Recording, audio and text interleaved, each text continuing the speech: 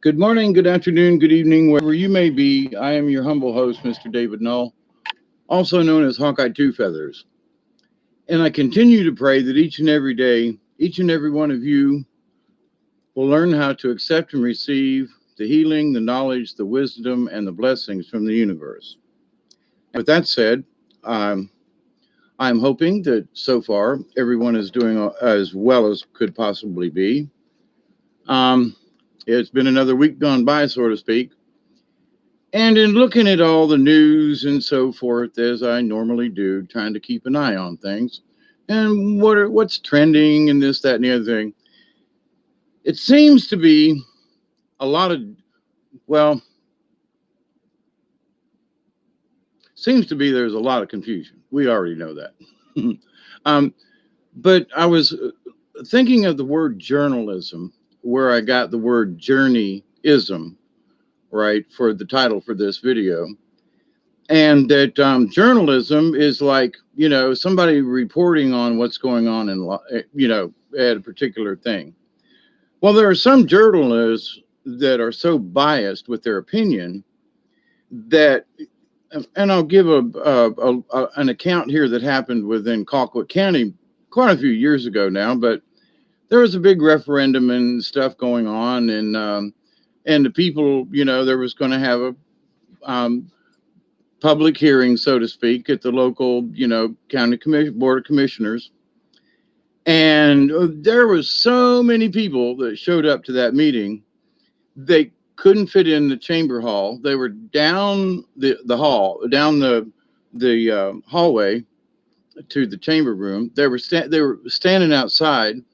They had to call in police because some of the council members were afraid that some of us citizens might get a little ticked off. Well, considering what they did, in the old days, they would have lynched some of these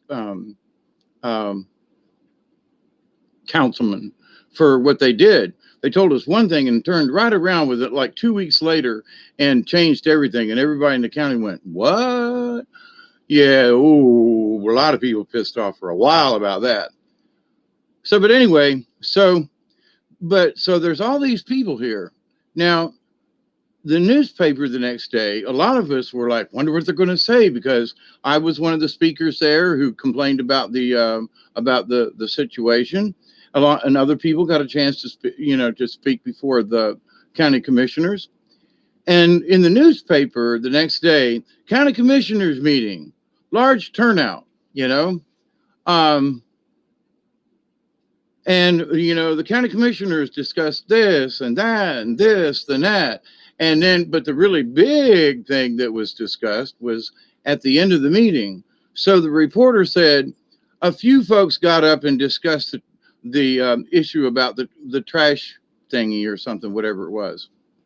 A few people. There was over 200 people there. Okay. So this journalist,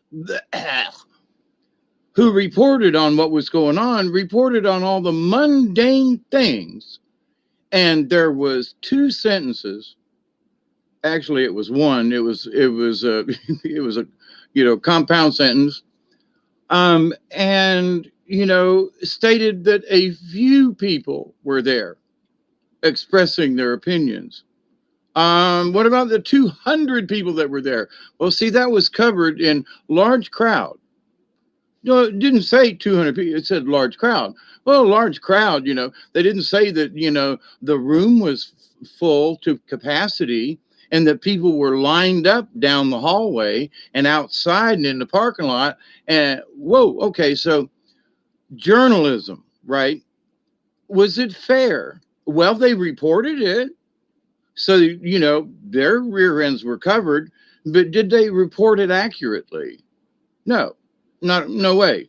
That's locally. Now, we know that the national news and so forth. So these people who are talking about journalism, okay, in all different facets, okay, it's not just the president or this and that and blah, blah, blah, blah.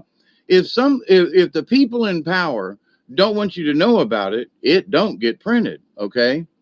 Now, that was back in the days. Now, the Moultrie Disturber, not its real name, but close, The multi-disturber, doesn't have near the kind of circulation that it used to have. And I used to buy it just to kind of keep up with what was going on at the art center and stuff like that. But after seeing how many times they lied and twisted the truth, and I mean on mundane things, like there were a bunch of people at an art show one time and this, that, and the other thing. And so, not like these folks don't have what do they got to report on, right? Community events. That's why people buy the damn newspaper. Well, when you read it, you was like, ooh, art center has big function. And it says, art gonna, proceeds of the art thing are gonna go to something. Well, and it names all the rich people that were there in attendance, right? Because they're the donors, blah. They're the donut eaters. And so with that said, though, but nothing about the local communities and the Boy Scouts and other people who were attended there, or what it was all about. It was all about the prestige of the people who attended. Oh, but there was a sentence or two about the event, but it was more about who was there. So it's like, for those of us who live in the community, here, we know all these uppity schmucks, with their nose in the air kind of thing. And so it's like, so where is the journalism? Is it really journalism? Are they, quote, reporting the news? They're reporting something so that people will be like happy or whatever, But for those of us, I mean, I even quit going to the damn, county commissioners meeting because, the minutes were, well, Mr. Knoll spoke on something and that was all, and didn't list what I said. It just said, this person spoke at the county commissioners meeting. On what? Well, what about the 10 minutes that I had that I read? None of that was there. So it's like, even within the minutes of meetings and so forth, within certain governments, and I got to say, every single one of them is guilty. Why? Because every single county commissioner, however the government is ruled, there's something they don't want the public to know about because somebody goofed, something happened, and they do not want to make this openly public, even though it's supposed to be an openly public forum, right? So, journalism. So journalism is supposed to be where we go out and watch an event, see an event, write down those things that happen as accurately and as close, that's supposed to be what it is. Well, all right. Now, what's this got to do with Journey-ism, which is the title of this video? The Journey-ism is in the same thing, okay? We journey through life, all right? And it's got its pitfalls. There are, washouts in the road from the heavy rains. There are slick spots on the bridges, that you could go into a twirly spin in the wintertime. There are these things there. But how we look at them, how, quote, we report them in our journey-ism of life. So, I used to be one of these whiners and complainers all the time. I just was. Bitch. I look back on that time and go, wow, man, that was really me, wasn't it? Yeah, it was. So we can say, oh my God, life is just so tough. And it's so hard.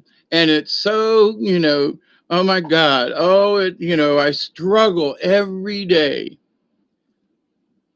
Okay, so those are your words to describe what you think life is all about. Your life is all about your journey-ism. Okay, so things are going into your folder as we sit here and speak and talk and listen.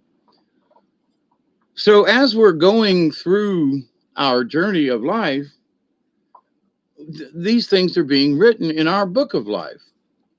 So from an author's point of view, would you say that life is all gravy and it's milk gravy on toast, it's shit on the shingle, or it's some kind of hors d'oeuvre thing, that You know, it costs $1,000. It's got fish eggs in it or something. Who knows?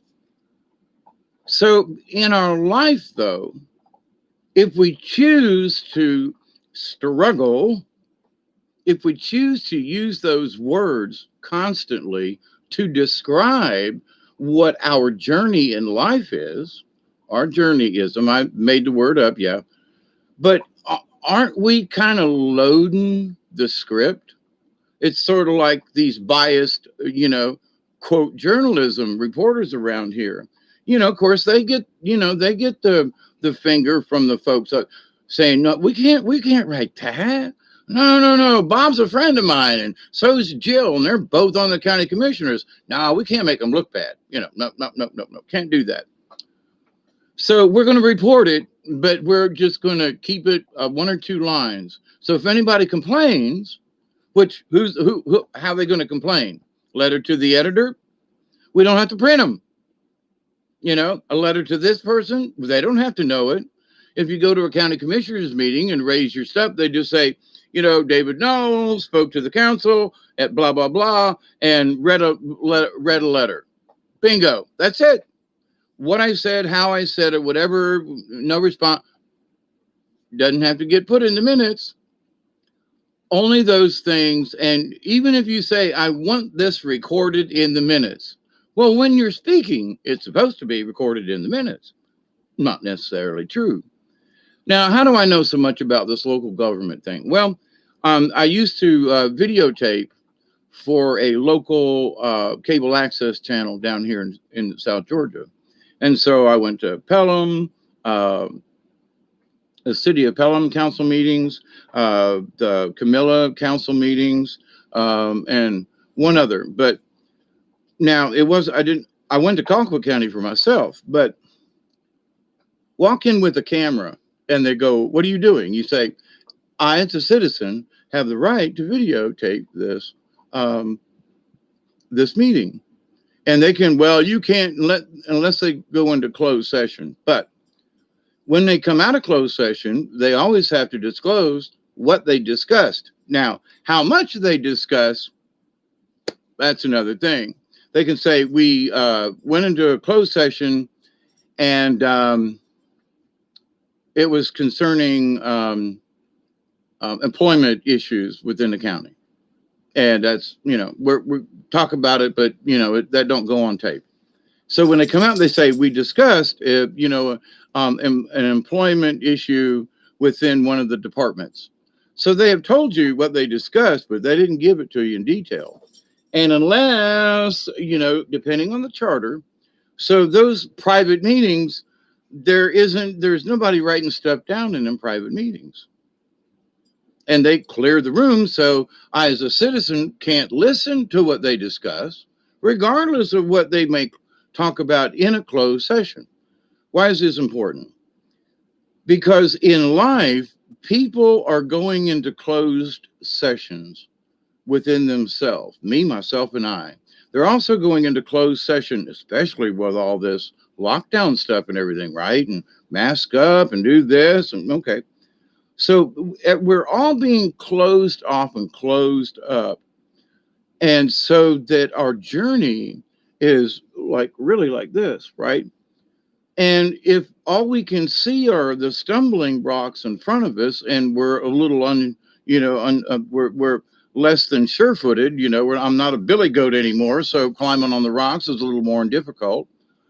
But in our journey of life, if we want to report our journey as it was a miserable freaking day, it was cloudy all day, it was this all day, and life's going to end up that way. So you can leave out the horrible things in your journey-ism and go, man, there was a lot of crappy things happen today. And that's what gets one or two sentences.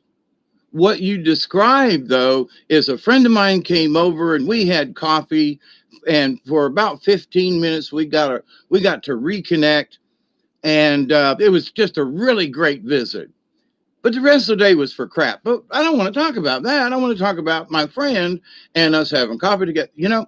So, how we look at, quote, what we print up here in our brains as far as our journey in life. Yeah, life is tough. And for people who have lots of money, you know, that you say, well, they don't have to worry about it. They worry about a whole bunch of other kind of crazy crap.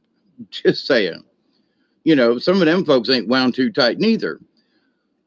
But the idea though that what we put in our journal for our life journey, you know, if the road's always muddy and you're always having to push your vehicle to get ahead, and all you think of is, oh, you know, now the road could be muddy, don't get me wrong. But if you continue to focus on the road's always muddy, it does not rain every single day. It will dry up at some point, and maybe you can drive far enough ahead to hit some gravel or some pavement, you know, and the road won't be so bad. Or you can find an access road off to the left or right that's going the same direction. You know what I mean? So with that said, though, the journey of our life is really what we make it. Now, people will interfere with our journey. You know, the other day, I was out chasing the dog down damn near to the bridge. Whoa, I was pissed at Duggar, just saying. Anyway, so, but my friend had called, and he was my friend that had that lawnmower crushing, and he's walking around and talking and stuff. But he wanted to come by and visit me and needed a favor. And so, but I was out chasing the dog. So the first thing he does is it's a ribbing. You know, where the hell were you? I tried to call you. You won't answer your damn phone. I'm like, I was chasing the dog. Oh, but in that, he was still joking. But here's a guy that literally died twice and is now, you know, a month ago, he couldn't walk. And he walked in the house, sat down, we chatted for a few minutes, had a little conversation, and, you know, and he's walking and talking and you know, and it's like, but most people had given up on him. And he's like, I'm not. For whatever reason, he's still here. So in his journey, he can literally say, they had to bring me back twice. You know, I was dead twice. There was no brain activity. They were going to unplug him. And his daughter said, So, but with that said, though, so his journey, whether however bumpy it is, he chooses to say, I'm walking today, where the other day I wasn't. The last time you see me, I couldn't walk. I'm walking today, not very far, but I can walk. So regardless, and it's tough. He's, you know, been busted up, his lungs, he's had it rough. But instead of looking at how rough it is, he's looking at the fact that regardless of the pain or whatever he goes through, he's walking today or yesterday, today, but to the point. So regardless of what it is, he chooses to look at a different point on that road. It's still muddy. It's still hard. He's still grappling with life, but he sees that I'm walking today where I wasn't 2 weeks ago. Ain't that a positive thing? Is it any easier for him? Oh, hell no. He's busting his rump and arms and trying to get strong again. You know, you don't just go into intensive care for 40 days and not get, you know, affected by this. So, but with that said, though, his opinion, his journey-ism states that I don't care how hard it is. I'm going to keep living. I'm going to walk again. I'm going to do this again. So far, so good, my friend. You know, are there miracles wrapped up in that? Probably a couple. But I think the biggest, in my humble opinion, the biggest miracle of all is that he's choosing how to write down what his journey is. Felt like crap today, you know, the missus was hollering, the kids were a bitch, but I learned I took 4 new steps today. Not that that's what he would say about his family. I'm just saying. So everything else just is sort of just gets a one-liner. But what he talks about, what we should talk about, is not our difficulties all the time and how hard it always is and how everything is against us. Because if we convince ourselves of that, we will never be able to walk. We will convince ourselves that the road is too damned muddy, bumpy, or whatever. We can't go on. We're going to have to go over here and take a shortcut, going to have to call in a taxi. Now, to the point, if you're broke down, call a taxi, you know. But is the taxi going to take you to some other journey that isn't necessarily what you need in your life, right? So with all the chaos and everything going on, everybody, me included up to a point, because I got my little bitches I talk about during my videos, but you know, there are a lot of folks around the world who are like saying no to the mask deal. A lot of information out there that, you know, the vaccines are ready. Well, here's an update in that for FYI, in case you haven't heard. The Pfizer and the Morgana or something like that vaccines do not have fetal tissue RNA in them. And one other, and it's how they make them. So are all of them have the same thing in them that we've seen these, you know, the RNA and the this thing and the that thing? No. So not all vaccines for this virus made by different companies, how they get to the vaccine part, they use in different ways. So I would say go and listen to one of the latest YouTube videos. Greg Hunter, he has this gentleman on who speaks to these things, okay? And that, so his point was, if I'm going to get a vaccine, I'm going to make sure it's from one of these 2 companies, not just some willy-nilly. So, and I think that may be something if somebody says, okay, you got to have your little card, and if you want to go anywhere, that maybe you should make sure you say, well, I'll take it, but who made it? Show me I said this in another video. When you get medicines, you get this little fold-out sheet, and sometimes they're a half a mile long. Say, I want to see the white paper. Where's the paper on the drugs? Well, you got to have a shot. Well, let me read what's in it first. Well, it's safe. Well, then, you know, I don't care, but I'm allergic to certain things that you may not be, and I want to read the white paper, okay? How long was this drug tested? Well, you know, it just came off the assembly line. Yeah, and usually when things just come off the assembly line like that, 10% of all products, I've worked in all kinds of industries, okay, except pharmaceutical, but I have worked in the food industry and stuff. You're going to get 5 to 10% scrap right out the door, okay? And setup time and this time, you know, bottles, whatever it may be, 10% of those things you're going to, well, don't meet the standards. Now, how do we know that they're not including that 10% of those samplings? Like, you got a bad car seat in a new automobile. You know, we'll replace it later. But we want to sell the car. We got to make our quota, right? So we got to make sure these vaccines, we got to make sure we've got millions of these. Well, you know, so one batch comes out. Do they throw them out, or does somebody go like, ain't nobody watching, and they throw them in there? Just saying. 10% is a standard across all different kinds of manufacturing. They accept 10%. They don't like it, but they understand, that, especially with startups.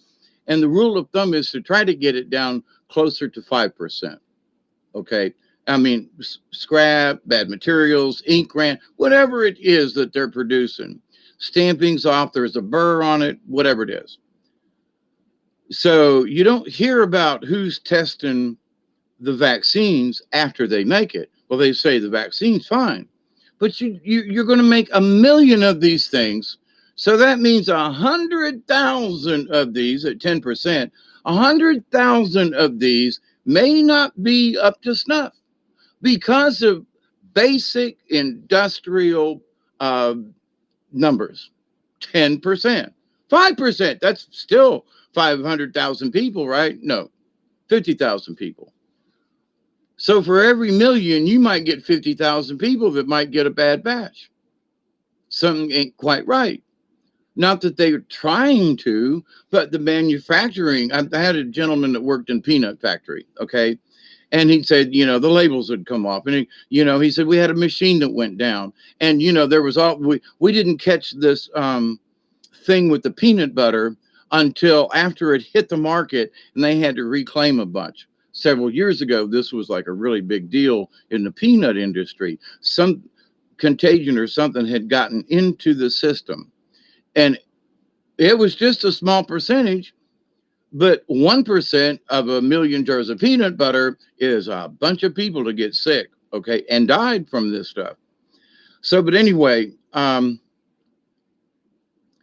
it is a standard operating procedure, okay, that this is going to happen. So now, in our journey-ism, many of us are going to have to make this decision. In our journey, do we choose to just say, ain't taking it at all?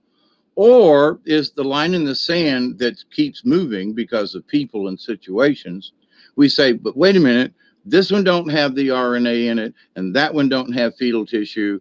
Those two, from the experts, say, if I'm going to have a vaccine shot, I want this one or that one. So we should all say the same thing. But if they're making them so quick that there is a 10 to 15% muck up rate, now it could just be a label, it just could be something, but here's the thing, it could kill us too. That's the roll of the dice we have to take. Now, in our journey-ism, are we worrying about this? Is our brain so focused, that there's no way around this? And the answer at this point is that there are some options, because other people seem to don't like that RNA fetal tissue in there. So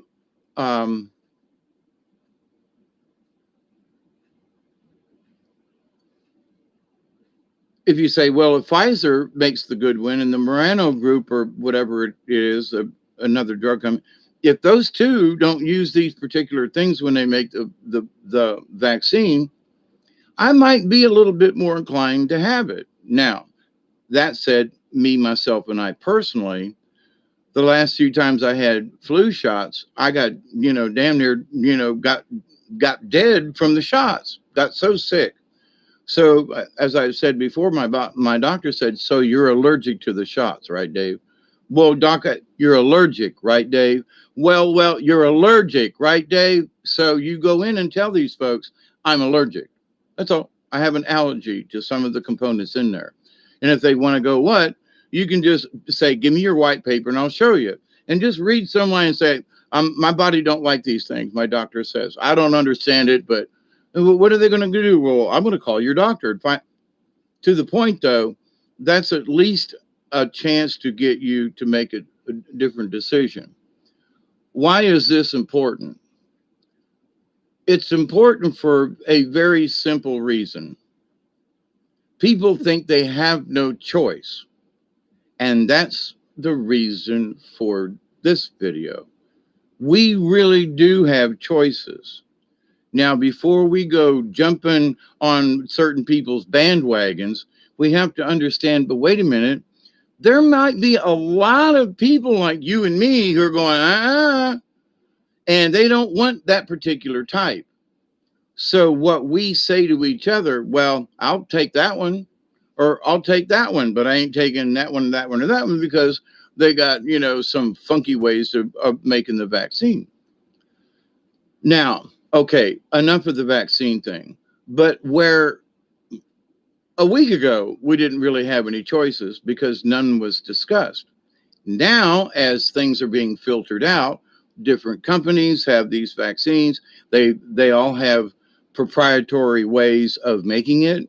So the one that's been printed out, and I've seen, and maybe y'all have seen what's on it, the RNA factor, that that's only one of some other choices.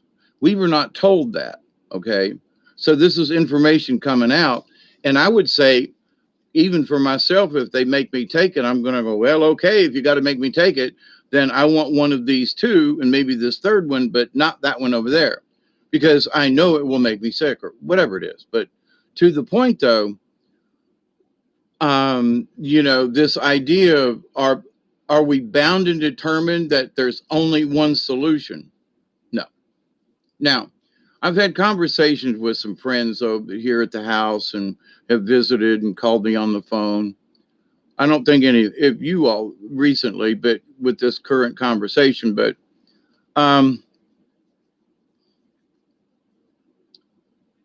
with all the crap that's going on around the planet, it seems that the woke people are starting to wake up even more.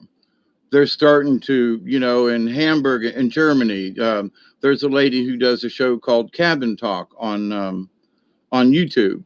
And boy, is she passionate, let me tell you. But she's got friends in Denmark and places, And so, and these people from Germany, I think she is from Germany, so she sounds German, and lives in Vermont. So, but here's the thing, she's like, yay, the German people aren't going to take this lying down. This weekend, tomorrow, well, actually today and Sunday, they're having, no mask type events, and so we're no to the lockdowns. No, we want to go back to shopping. We want to come out of our houses. We wish to be released from this, this prison that has been, put onto us. And here's the thing, there is no legal basis.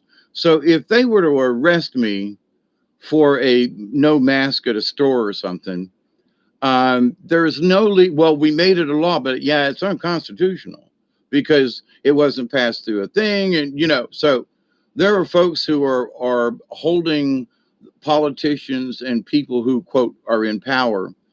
They're jumping on the bandwagon going, nah, you made me wear this stupid mask for 8 months, 9 months. And now Biden is saying, you make me president. I'm going to, when I get into office, my first day, 100 days more, and we'll have this thing licked. It's been 250 days and it ain't licked. They locked us down. They put masks on us. They made us stop going to football games and basketball games and car racing, for God's sakes. And but if Biden, he's going to do it 100 more days. That's going to be May of next year. What? Yeah, over a year and 3 or 4 months, we will have all been in prison. That's longer than I spent in jail in Tampa. Okay. And in a way, I've had, anyway. But what do we want to write down in our journey during this? Do we want to just sit here and bitch about all those things? Well, we can list them. Well, they made us wear masks. And they made us, do this. And they made us, stand 6 feet apart. And they made us do this thing. Okay. But in my heart, I go, well, I got a mask with me. But unless somebody tells me, I ain't wearing it. So around here, and I have been kind of had my butt chewed. Well, you people just don't really care about getting the COVID, virus or whatever down there, do you? You stupid people going to, vote and boot with no mask on and all that. Calm down. Nobody down around here has seen any kind of rise in things because people didn't wear their mask at the voting booth over the election. So, let's calm down here. In our journey-ism, is this a bump in the road? Is this the eternal pit? Is this Armageddon and we're all going to die on the December 21st? Or is it just,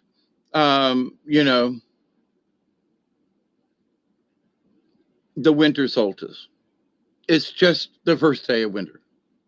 Well, but it's December 21st, and there's alignments and stuff. There's alignments going on all the time. And I don't mean to downplay it, but there are folks who are upplaying this to the point where some folks in the community are looking around at each other going, it's sort of just another day, guys.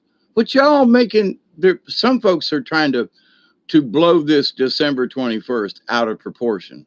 They do this damn near every year. Now, is it a good day for all of us to pray? Why not? Let's pick a date. 21st of December. Okay, first day of winter. All right. Let's then sure, we'll pick that day. But are all these other cosmic things? Are we sure? Well, the cards say and astrology. Okay, all right. I understand the basis for this. I understand the basis for alignments and energies. I get it. But is it this great big whoop-de-doo that, well, after the 21st, we're all going to hit 5D?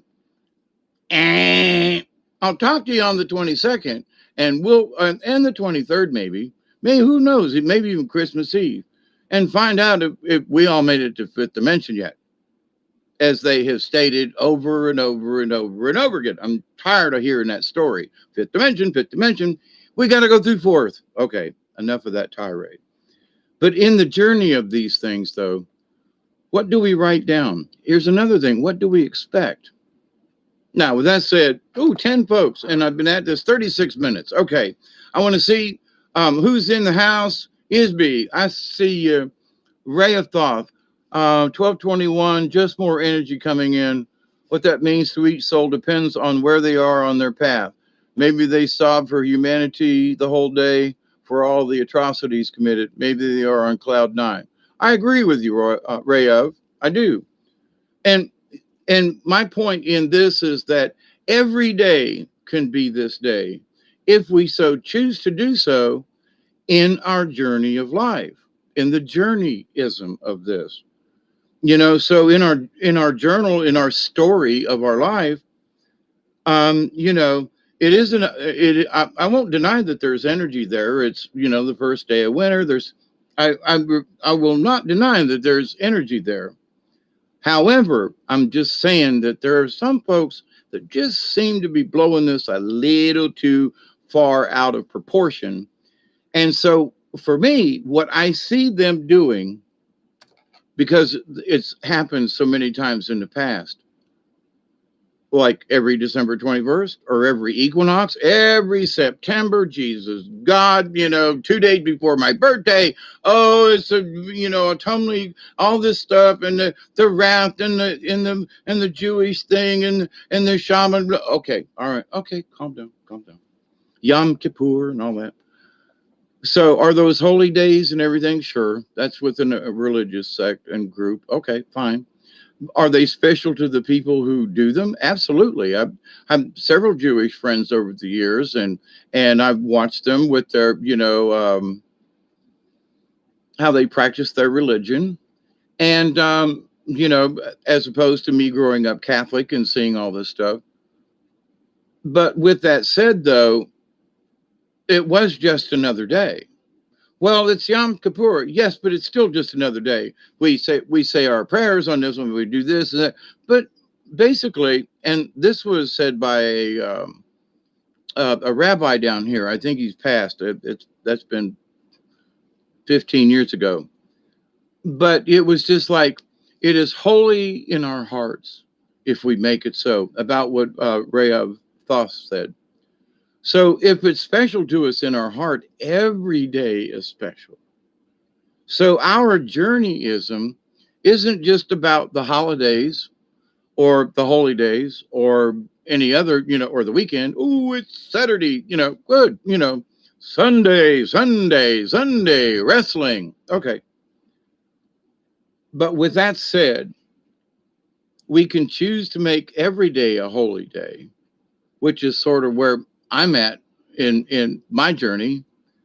But I've thought about this ever since I was like 14 years old. So, and I'm 68. So for the last 55 years, I've been having this thought in my head that every day is a special day. Now, I changed that to every day's a holiday and stayed drunk all the time, that was a bad time, like 15 years worth of bad time. So, but the idea though that in our journey, and I got to say, the idea that every day is a holiday ain't such a bad idea, except that was my excuse to stay drunk and high all the time. Not necessary, you know what I mean? But could it chose, it wasn't the words, it was my intent behind them. Every day's a holiday, so I get drunk, you know. So, but anyway, so I was going to read off who's in the house. Hey, Teresa, Deborah Truex, ring is paying interest before it's due. I think that this Zig Ziglar wrote down the actual events of the day. And Ray says, in a way to captivate those who don't exactly understand what's going on. Maverick says, next year Saturn and Jupiter enter Aquarius, new moon going on, which hasn't happened since. Now, see, I agree that there are these cosmic things going on. Again, my point is, some folks I just think, and there are some galactic folks who have been saying, guys, it's just, yes, it's okay, but we ain't going into fifth dimension. Just saying. So anyway. Greetings to you, David Castle.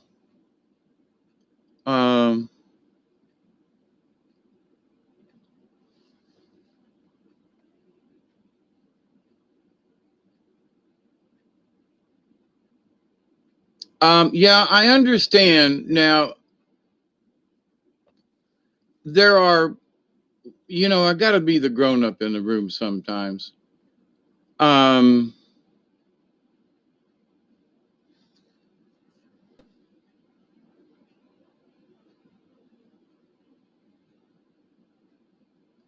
lost my place. I was trying to catch up with what y'all were talking about. Ray says 100% agree with you. Are saying so many creating more dogma, more ideology. Yes. Thank you, Ray. You're understanding. I think it's hard to ignore the alignments and the planets, especially if you felt effects from them. So then its use is, I agree. See, that's my point. In a way to captivate those who don't exactly. Yeah. Gotcha. So we're kind of sort of in agreement with some of this.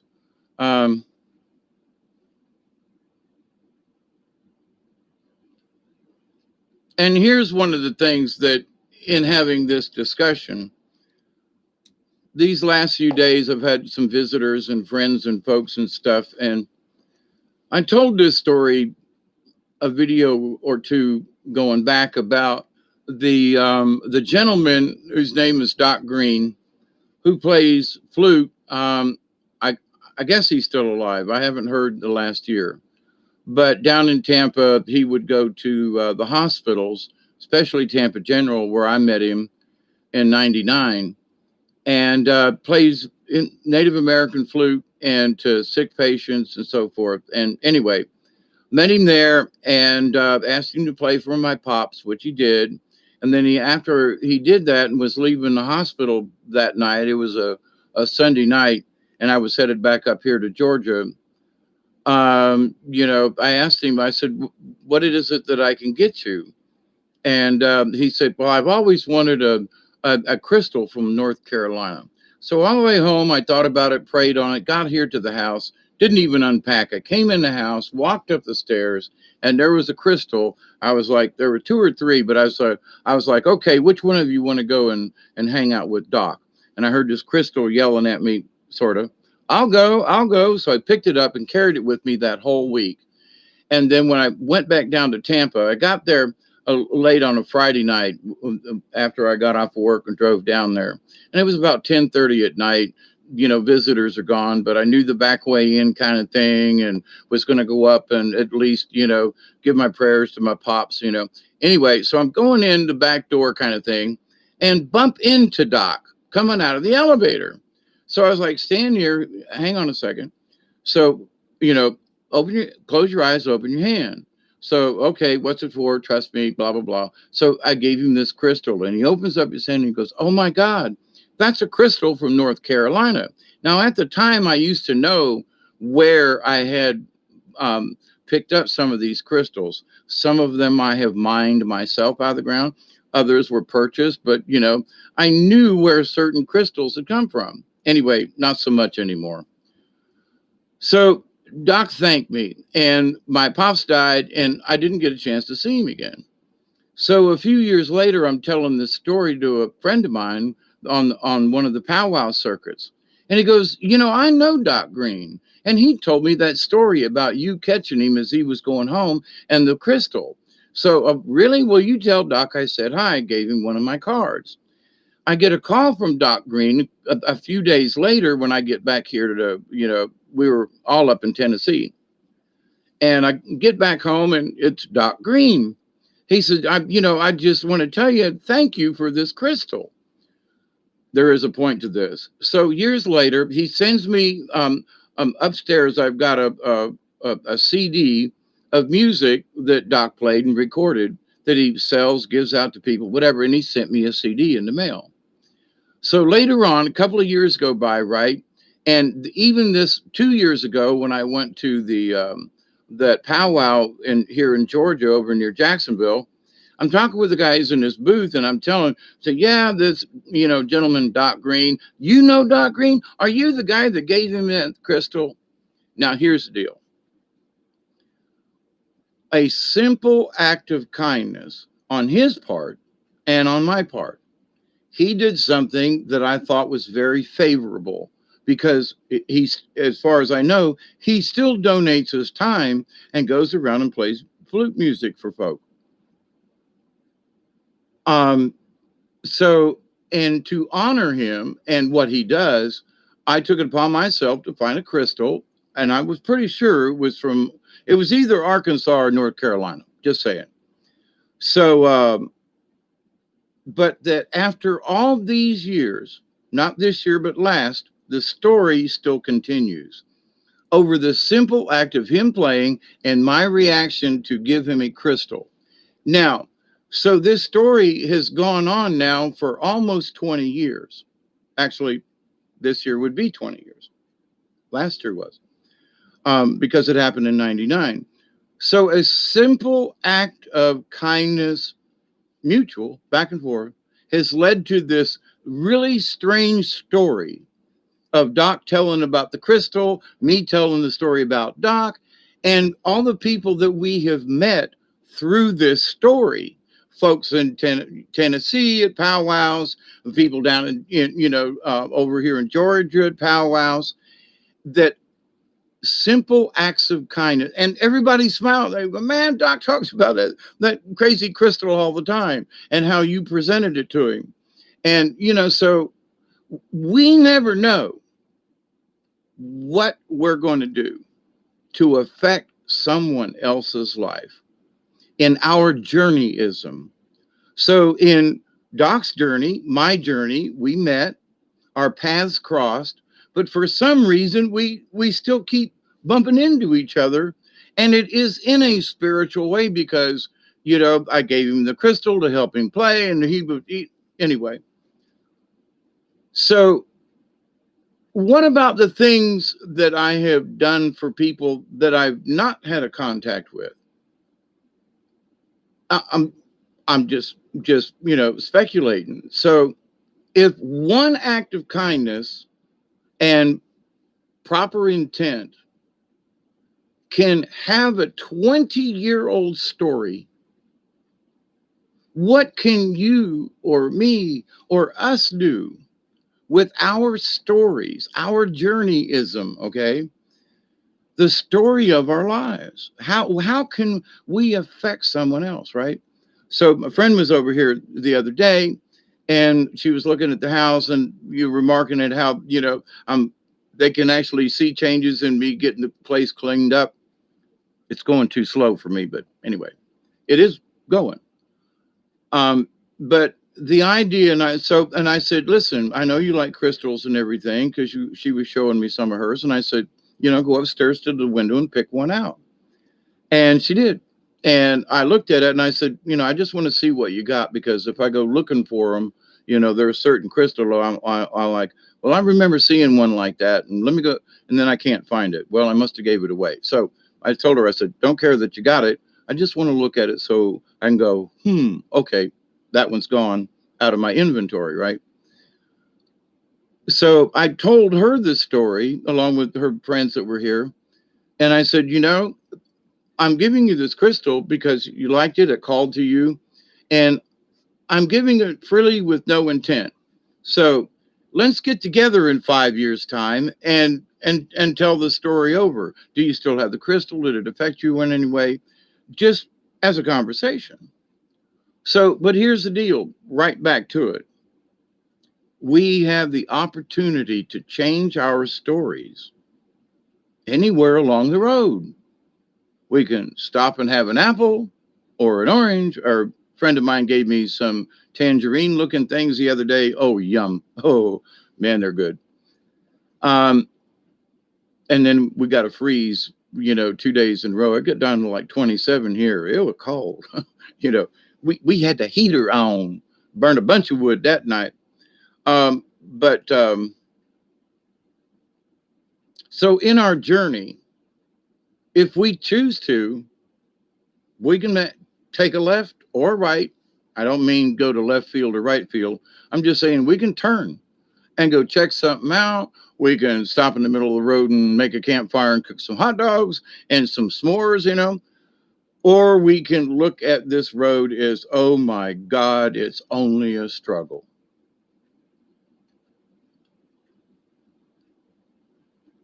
Sure, sometimes we get stuck in the mud. Sure, we get rained on sometimes. Sure, things happen. But is that what we want to write our story about? Is just the tragedies? Seems like that would really be a shitty story, and I would hope they wouldn't make it into a mini series. You know what I mean? Just saying.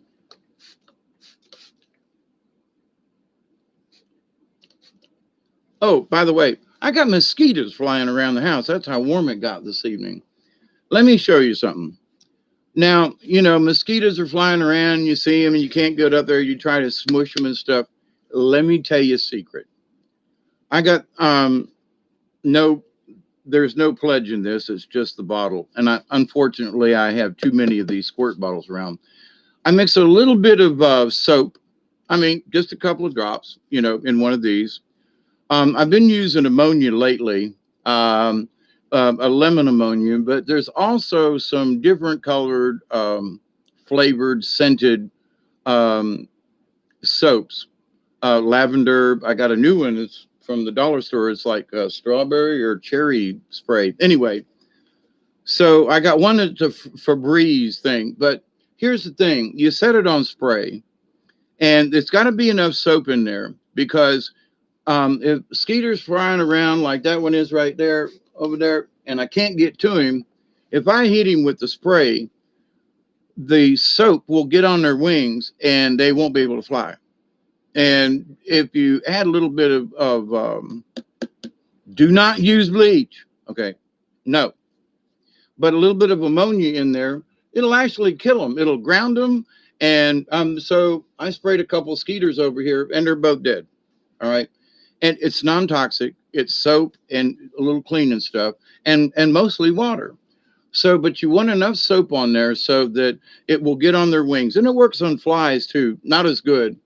But you can't catch that mosquito. Just put your little old sprayer in a couple of times. And if you hit them one, woo!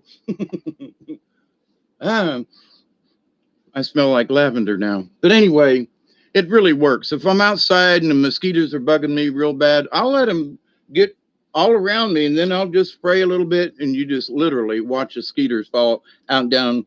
But here's the trick. If you don't get them good enough, you need to reach over and smush them, make sure they're dead, kind of thing. But anyway, it will drop them. And it's non-toxic and all that kind of stuff, and a little bit of dish soap and a little. I use the fragrant stuff because I'm spraying it around the house. Why not make it smell better? And if I'm using ammonia, I want to use the flavor to kind of mask the ammonia smell. But ammonia, that's what they use in those poppers under your nose to, if you fainted. So ammonia is not toxic like bleach is, and some of these other things out on the market. But anyway, since skeeters are flying around, very interesting. Fourth day of December, we got skeeters all over the place. Craziness. 2 days, 2 nights ago, they were like frozen in air.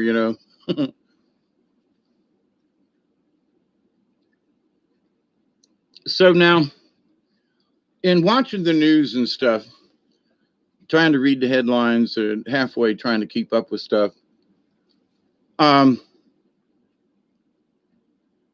there are folks who honestly have reached a point in their journey where some folks are just giving up. I mean, they're just like, I've had enough. I don't care. I don't give two flying plucks for nothing, or ducks either. And I just ain't going to worry about it no more. I'm not going to let it bother me. I choose to not participate. I want to go drop out of society. And, well, that's all fine and good. But in this day and time, back in the 70s, when I first moved up here to Georgia, it was a little difficult to move into the woods then. To move into the woods now, 50 years later, good luck with that. And I've had some folks who say, well, gonna, go and live off the land and do this stuff, gonna grow my own garden and all this kind of stuff. Let me tell you, I've had a garden almost every year that I was here. Between bugs and weather and water and conditions and hurricanes and droughts, I would have died. I would have, quite frankly, died. I had fresh vegetables, but there was no near enough to keep me alive for a whole year. Ain't no way. So, yeah, I could have shot a deer or two, and I could have, hunted some turkeys on my property, which there are. And yes, I have fished, and yes, we used to, go crawdad hunting and so forth. But the idea, though, that, folks, well, I'll just go live up, that ain't happening. And if it is, you bet you're going to work from before sun up to after sundown every single day. You think you want a day off? Forget it. Working on the farm is a 24/7. You hear the chickens bucking, you got to go out there and make sure there's nobody trying to get in the pen. Something else has happened, your irrigation pumps, or you're trying to water. Oh my God, it's all the time. Okay. So, but anyway, but you can decide to live, frugally, easy for me to say, not necessarily in poverty, but, where, I had to have 3 meals a day, 2 eggs, bacon, and toast. I eat 2 eggs, bacon, and toast, and that'll last me all day, so what we eat and how much we eat, as I've stated before, I think every one of us eats too much, but we need to eat the right things, right? And in doing the card readings about, I think it was Dolphin in that, there's all this energy that's already in the world. It's the manna. Was that Dolphin? Anyway, but to the point though. So the air we breathe has energy. So if we choose in our brains, oh, well, meat prices got so high, so eat less meat. Or, buy it the day before it's outdated, where it's a little brown. Aged meat is better, period. So not necessarily with chicken and pork, though, just beef. But the idea, though, that for me, I can see that 3 or 4 years ago, I was broke by the end of the month.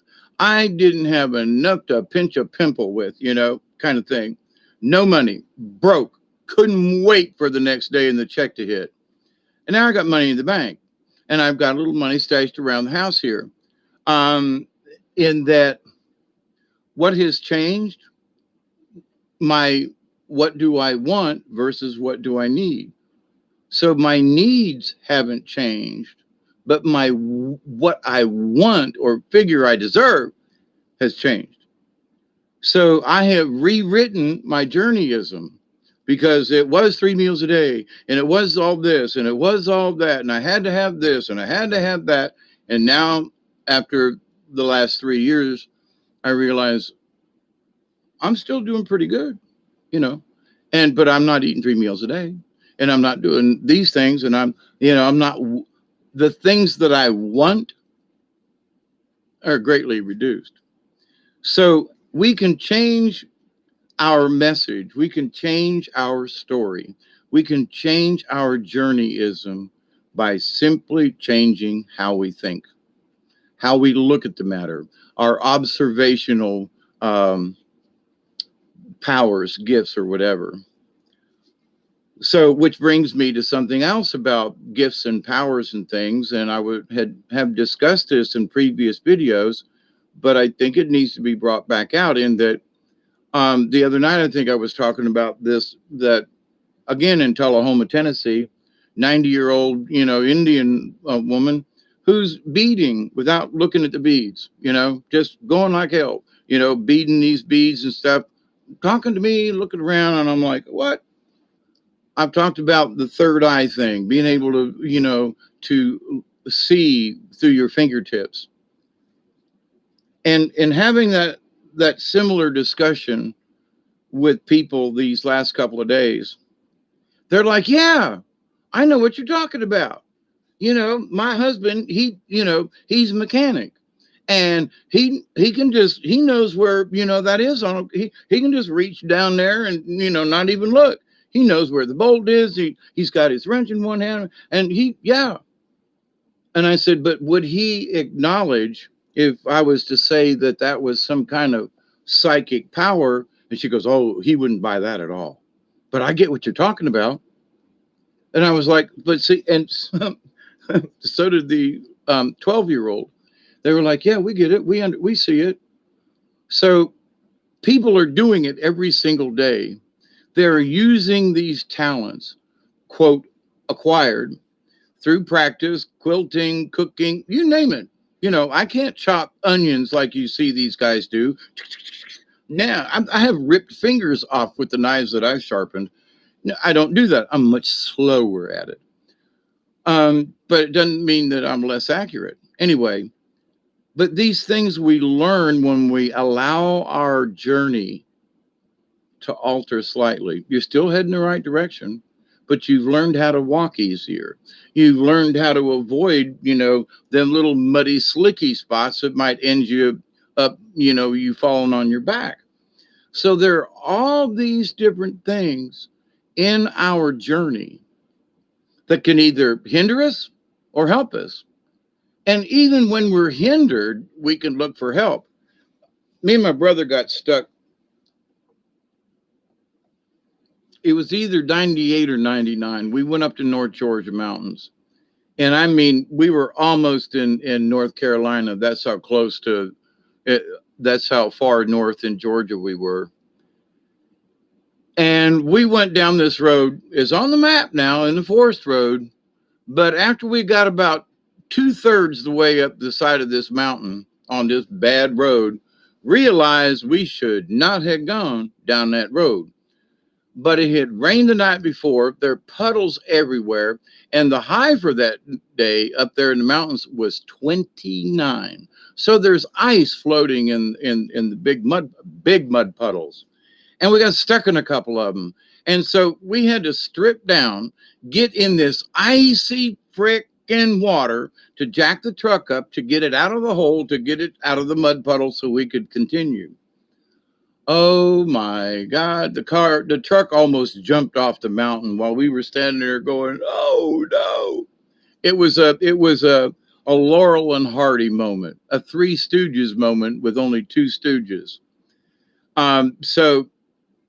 But it could have turned out horribly wrong. But we refused to give up. We were the Null brothers, back when me and my brother Dan were tight.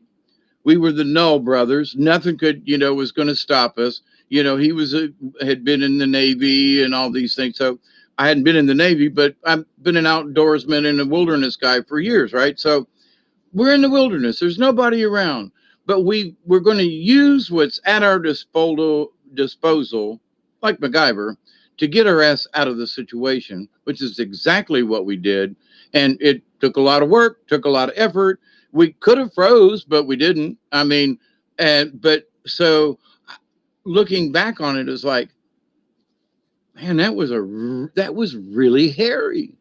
We almost lost our shit, and it was literally freezing. It never got above freezing that day. And it was like in late December. It was almost the first. He had time off and I had time off. We went to the mountains to do some winter camping. The rest of the couple of days we were there was beautiful. It still was cold, but nothing else happened. But other folks could have gave up. Other folks could have turned around. Other folks could have walked 5-10 miles back down the way they came and called for help. A lot of different scenarios. We chose to follow that bear over the mountain to see what we could see. And it was hairy on the other side. Like the road disappeared. Literally, the road disappeared. We had to slide the truck sideways down the side of the mountain in the mud. It was ridiculous.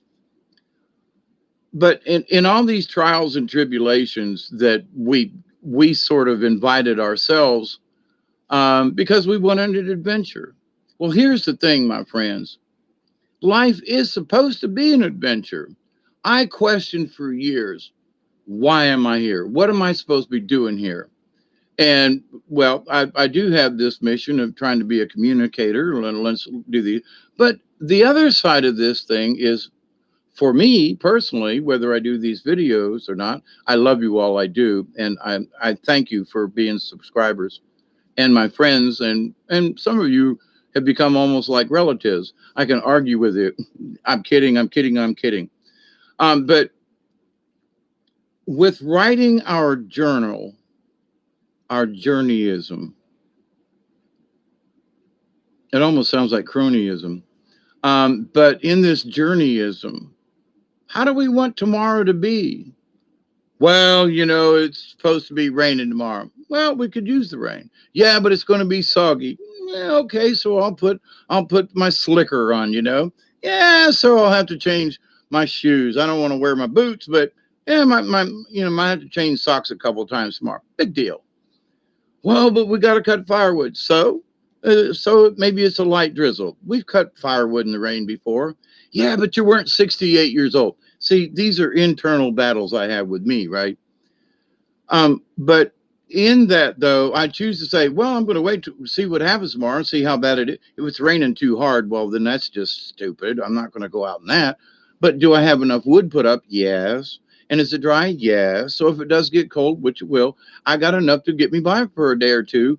Dry off a little bit. I'll go scout for firewood and, and cut it up. Okay. So, but the other side of me would say, oh my God, it's going to rain all day Saturday. There goes my day for cutting fire. That was previous me about 5 or 6 years ago. Now it's like, okay, it's going to rain. All right. Wonder how bad. It's going to get cold. Okay. Before it was like, oh my God, it's going to get below freezing. The pipes are all going to freeze. I didn't have any frozen pipes. Didn't do a damn thing about the pipes. I know, but you should have. Well, they're covered from last year still, but the idea though that in previous times, my journey during when it's got down below 30 degrees, that's chilly, but for down here in the South, folks up north going, short sleeve shirt weather. It's 28 degrees, big deal. Okay. I've been in the Windy City when it was 40 below, with the wind chill factor. That's freaking cold. But I still walked around the city. I didn't die. I didn't freeze to death. Cold. But I've been that cold down here when it was, 35 degrees and got damp and cold, damn near frozen to death, hypothermia. But how we write our stories, how we view how do you want tomorrow to be? Well, sunshiny, rainy, does it matter? Well, might keep me in. Okay, so I'm gonna find something in the house to do. You know, so but I can't get to do. I can't, but then your day's gonna be for crap. Your weekend's gonna be shot. You know, or you can take an umbrella or whatever and just go on about your business. Now, is that perspective? Yeah. Is that your point of view or your opinion? Yes. But it's like I said an hour ago, almost exactly now. Dang, I can run my mouth, can I? The idea, though, that what we write in our journal is what the most important thing that happened in our day. So for tomorrow, what do you want to write in your journal? What do you want your journey-ism to say? Now, here's one of the keys that I feel is important is that for every day that we have to put up with the chaos one way or the other, right? But for me, I look at the chaos now, and it used to literally make my skin crawl. Certain subjects still do, but mostly now I look at it and go, well, they're still playing the game. Well, here we go again with this, again, December 21st, but I'm remembering these 21st, December 21st previously and going, wow, why are they hyping this one up so much? Here's the thing. Tomorrow can be a special day if we all choose to do so. The next day can be a special day. And the planets are not quite lined up, but they're getting there. So aren't we still getting their energy? So to focus all our attention on one particular event, to me, my humble opinion, please, is that we're putting all our eggs in one basket. What about the day before the 21st? And what about the day after the 21st? What about the day after that and the day after that? What about all these days leading up to the 21st? Aren't those days special as well? Or is it only that day, only at a specific time? If that's the only time for that event, then what are you going to do? Everybody's gotten their brain all concocted into this 1 second, one event. And then they shot their load and they're sleeping on the couch with their drooling. What? Because they're spent. So, but if we look at every day as being a possible event, especially in our own lives, then we have taken control of the situation. Now, I'm always hoping that tomorrow will be that day.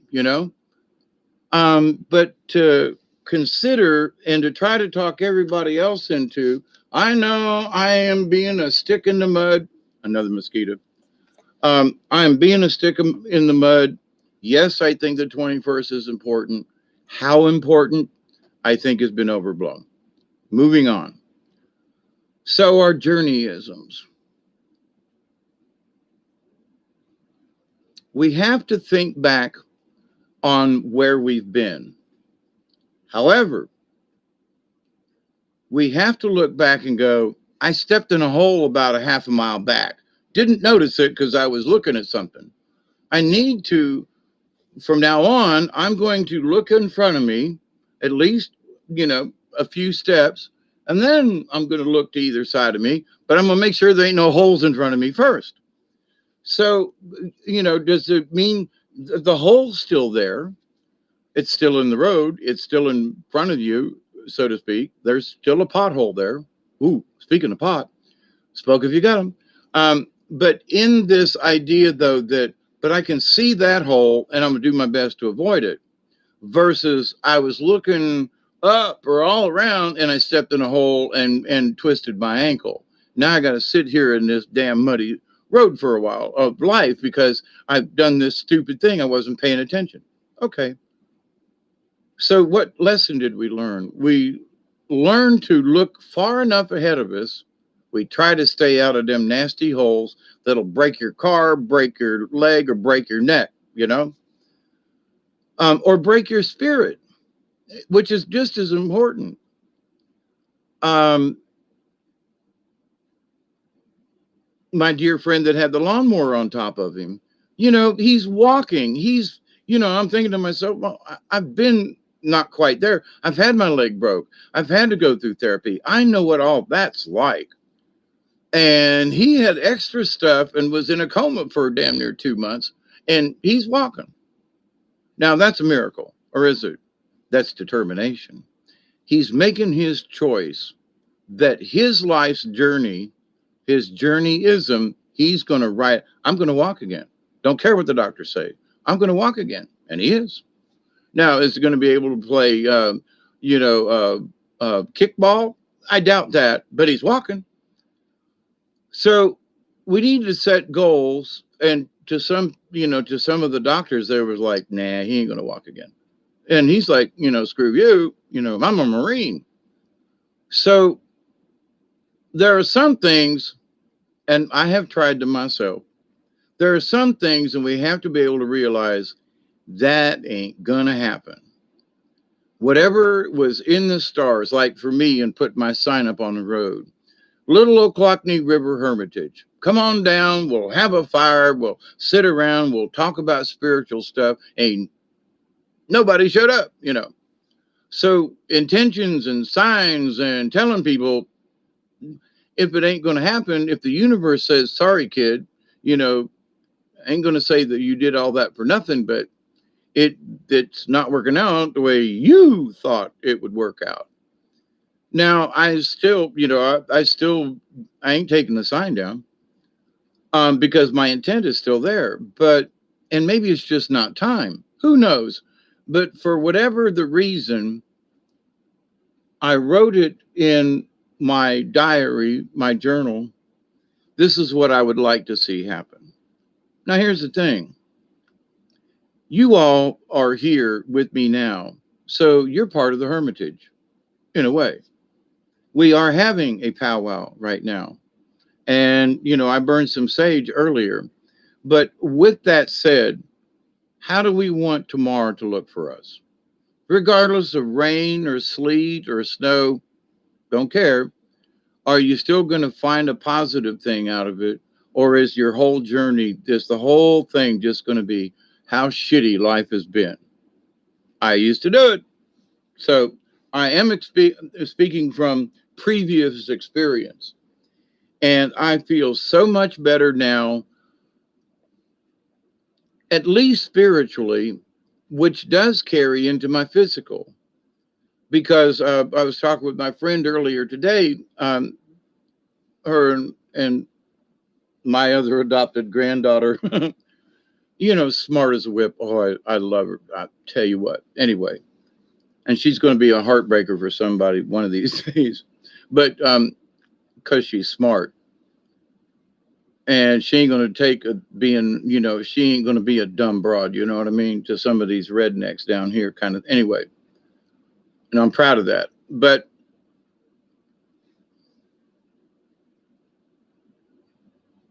in the story of how we look at things,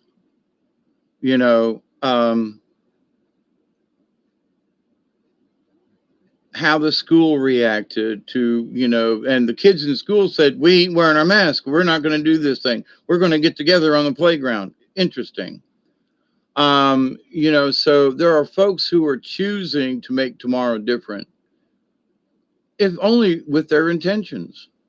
Well, it might rain tomorrow, but we'll do something, and you say, well, yeah, Hawkeye, you talk a good line, but sometimes, the blues just get you. Oh, that's what I was telling today. I said earlier today, Friday, now it's Saturday morning. Earlier today, I just sat here and was just weeping. And I just sat here and cried about 5 minutes worth. And then I was like, okay, whatever that was, all right. I don't know what. Kind of scouted around to see if there was anything unusual going on in the universe. But immediately I thought to you all, I was like, I hope, because I don't know where this is coming from, I hope that this sadness I'm feeling, I can send sort of back the way it came, but I don't know who. So if it's someone in the subscription, if it's someone in the chat, I hope that I can send this, with this sadness, a smile that at some point it can or will get better one way or the other. So anyway, so with that, all of that yuckety muckety said, I'm reading somebody's mind. Chasing mosquitoes. I've been curious to see what the cards want to say.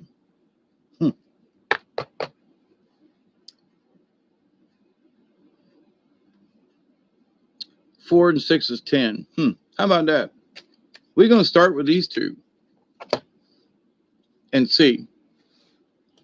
Now, I didn't shuffle the deck. I've been thinking about this as far as choosing cards. I need a drink and a smoke. God, an hour and 20 minutes already. When my tiny little brain works, boy, it goes overtime. The idea that if I'm choosing the cards, and is it a random thing, or am I actually picking them, or the spirit's telling me, or whatever? And so I thought about this and have thought about it for myself, in that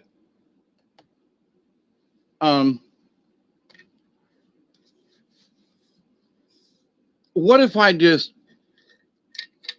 cut the deck, which is exactly what I did. What if I just cut the deck and whatever those two cards are, without like flipping or shuffling or anything, just just open the deck, and we're fixing to see. Because what if the deck was already stacked? Meaning, I shuffled them really well the last time I did a card reading, and they've been sitting unshuffled after that, over there on my Bible. So there's number 4, deer, and number 6, snake. I don't know if I've ever pulled the snake card.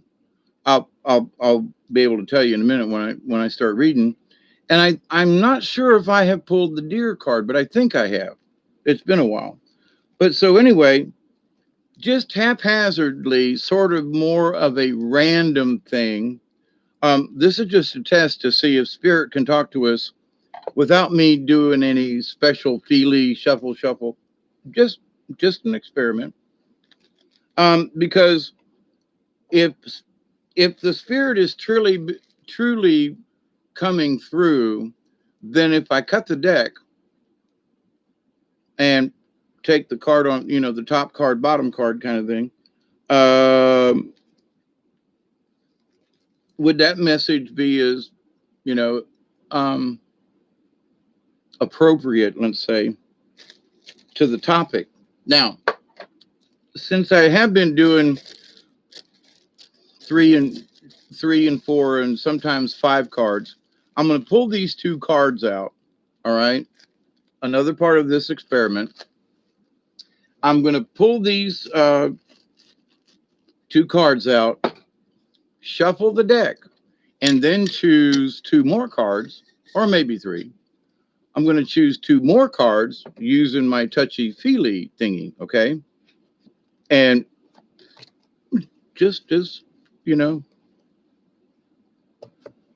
an experiment. Are the cards rigged? Or do I somehow unconsciously stack the deck, if you will? Now I'm shuffling them now, doing the little wibbly. Deer was the first, snake was the second. Now, I have told this story, but I think it needs to be retold again, especially since I pulled the snake card. There is the story about the young brave that went up the mountain for a vision quest. And it was, young brave, not too old, 13, 14 years old kind of thing, and heading up the mountain, right? And as he's going up the mountain, this is out west, so snow on the mountain. As he's going up the mountain, he sees a snake, rattlesnake. And the rattlesnake's about half dead because the weather has come in, and the snakes pretty much froze, because reptiles will literally, that's why they have to go underground, is because they got, they will literally freeze to death, or at least go into a hibernation thing. Their eyes will be open and everything, but they'll just lay there. They won't move. They won't strike. It's too cold. Shuts them down. So anyway, the brave looks at him and said, "But you're a snake." And he goes, "But I promise I won't bite you." Okay. So the brave says, "All right," and lifts him up, puts him in his jacket, down the mountain they go. And as soon as the snake warms up, the brave starts to put him down, and the snake bites him. And the brave looks at him and said, "I thought you told me that you wouldn't bite me. And why did you do that?" And the snake looked up and he goes, "Because I am a snake." Now, supposedly the brave dies, all right, from the bite. Now, a lot of folks don't know the rest of the story, and that is Snake was so grateful that he bit the brave in order to, yes, the boy died, but he was reborn into the Snake clan as an honored member of the Snake clan because he saved the chief or whatever of the Snake clan. Anyway, so in that, but here's the thing.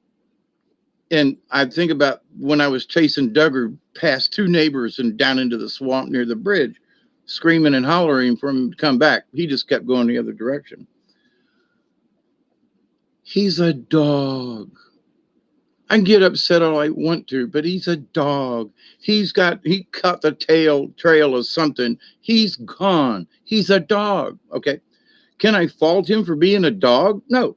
I can train him. We could, argue. He knew I wasn't happy because I wouldn't let him out the rest of the day. And, I caught him on the other neighbor's yard and me screaming, "Go home, go home, go home." So he knew something was up. He knew he got caught too. And today I had to do the same thing. He got caught again, but at least he came running. He won't stop for me. He sees me and I'll say, "Get to the house," and he'll run by me and then stop 20 feet down and turn around and look like, is he chasing me? I'm too old to chase him. He's too fast. But anyway, a dog's a dog. We are people. Now, Duggar's learned how to come up. I've taught him how to beg and how to hey, I want something to eat, have a discussion, right? So with that said, though, we can learn, we can adapt. The story of Snake, if not the whole story is told, then the boy just dies because the snake's a snake. But when you take it that extra further, the snake bit him because he initiated him into the clan. That makes it totally different, Well, the snake's a snake. That is true. Dog's a dog. That's true. Cat's a cat. That's true. Can't change them, A leopard, it can't change spots on a leopard kind of thing. Okay. So I'm going to go for deer. Taking a quick smoke break. Smoke if you got them. 2-minute break. No, I'll get back. Hey, Michelle. I'm cold weather resistant except the feet. Those are 2 chunks of ice. If I'm outside. Yes, Duggar has been testing my spirit because, the part of me that doesn't want him to get shot by the neighbors, and there's gunfire about this time of year. I don't want him to get shot by the neighbors, so I'm angry because I've had the neighbors shoot a wolf that was here and take pot shots of one of my animals. But anyway, so don't want that to happen. So in that, I'm pissed because he's in the neighbor's yard. He actually went after the neighbor a couple of weeks ago. I mean, but any animal will test you if you allow them. So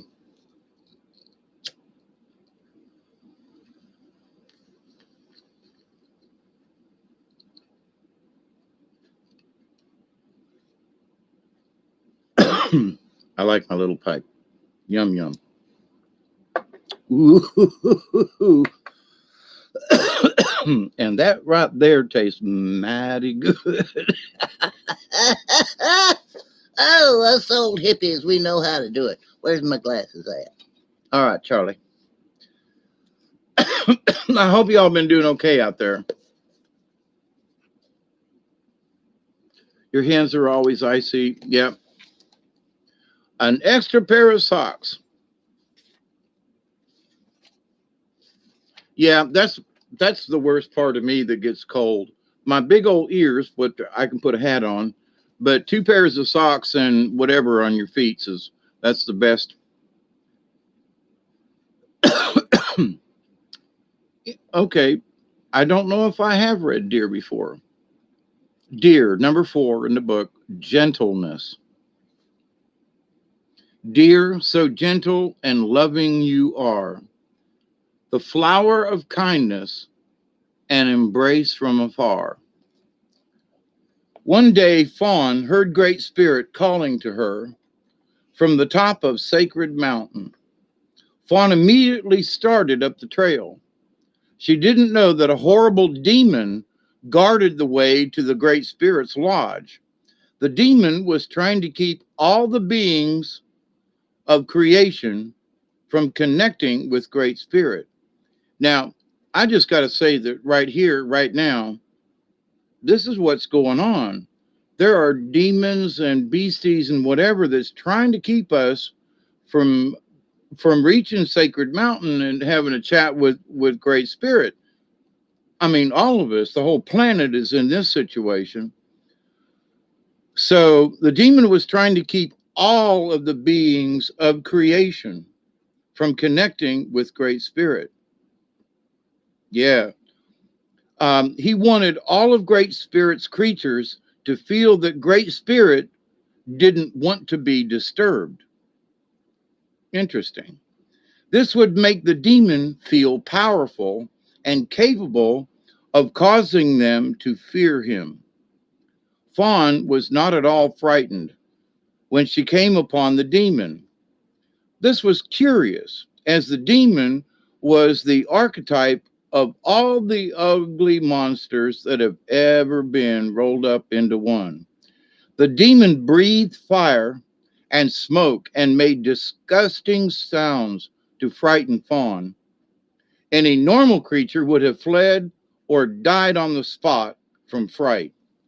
Fawn, however, said gently to the demon, "Please let me pass. I'm on the way to see Great Spirit." Fawn's eyes were filled with love and compassion for this oversized bully of a demon. The demon was astounded by Fawn's lack of fear.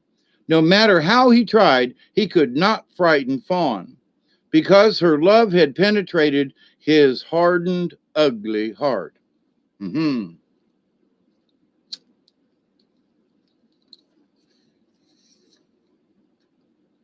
Fawn's eyes were filled with love and compassion for this oversized bully of a demon.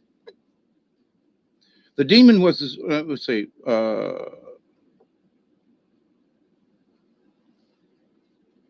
much to the demon's dismay, his rock hard heart began to melt and his body shrank to the size of a walnut.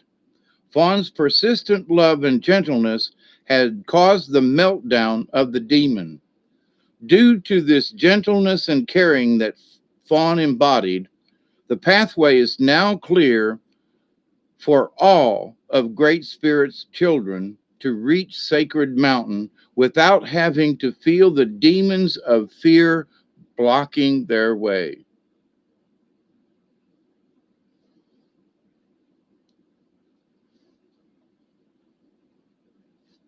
Hmm.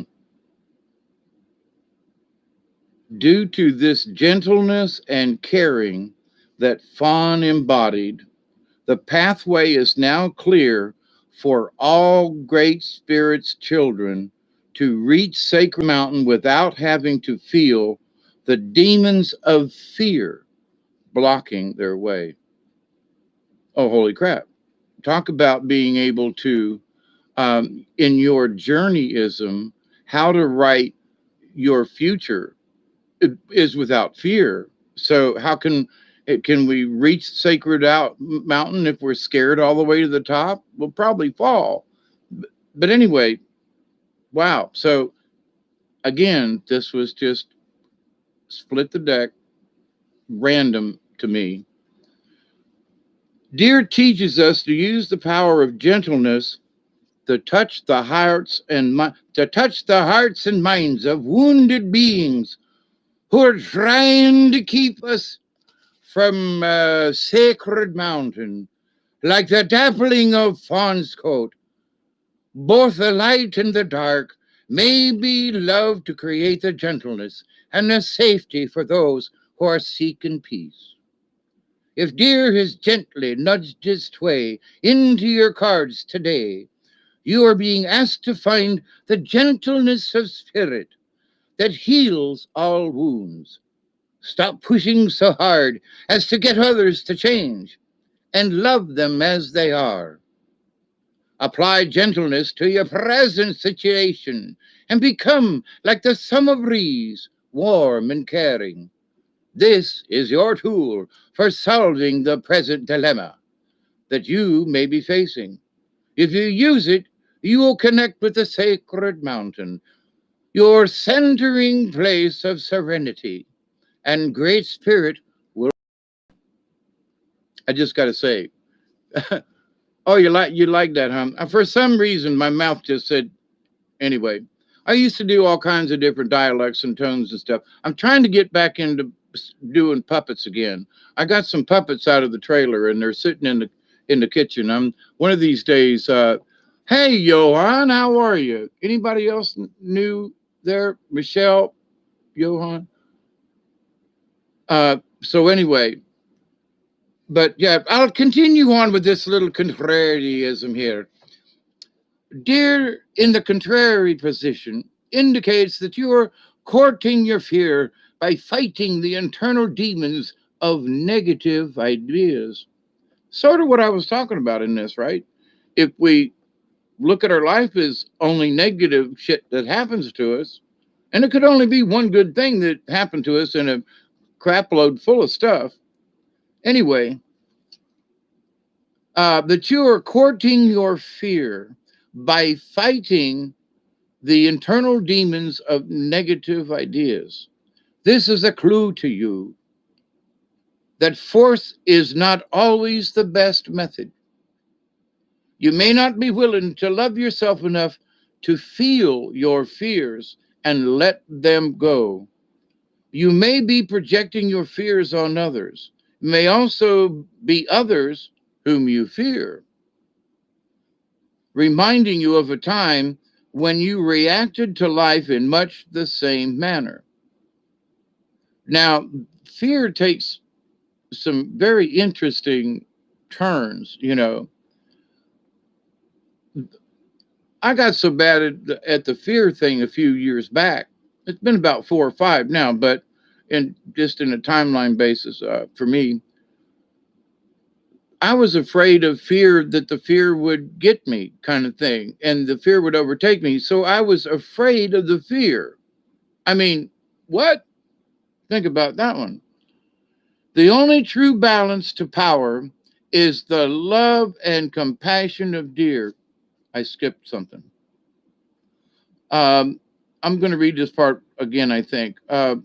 You may be projecting your fears onto others. I talk about fear here, but I'm also trying to, I'm not trying to project the fear. I'm trying to bring people's awareness to see the fear and how they could. So I hope I'm not trying, there are just some folks out there just trying to scare the shit out of you, right? And that's all they want to do. So it may also be others whom you fear, reminding you of a time when you reacted to life in much the same manner. So now, one of my story about the bear coming to visit me with its nose in the tent just above my head, my wife at the time was scared shitless. And I was just like, wow, there's a bear right there, so It didn't feel fear for me, but it felt enough for, like there was an army of fear from my ex-wife.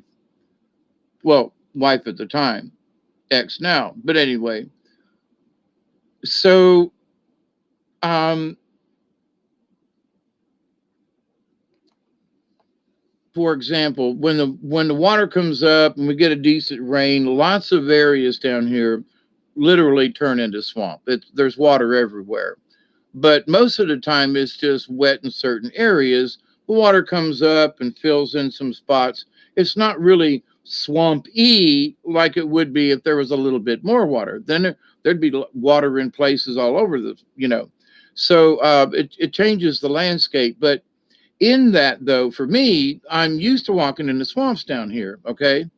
But now anybody else who's not used to it, they're going to be constantly looking for water moccasins.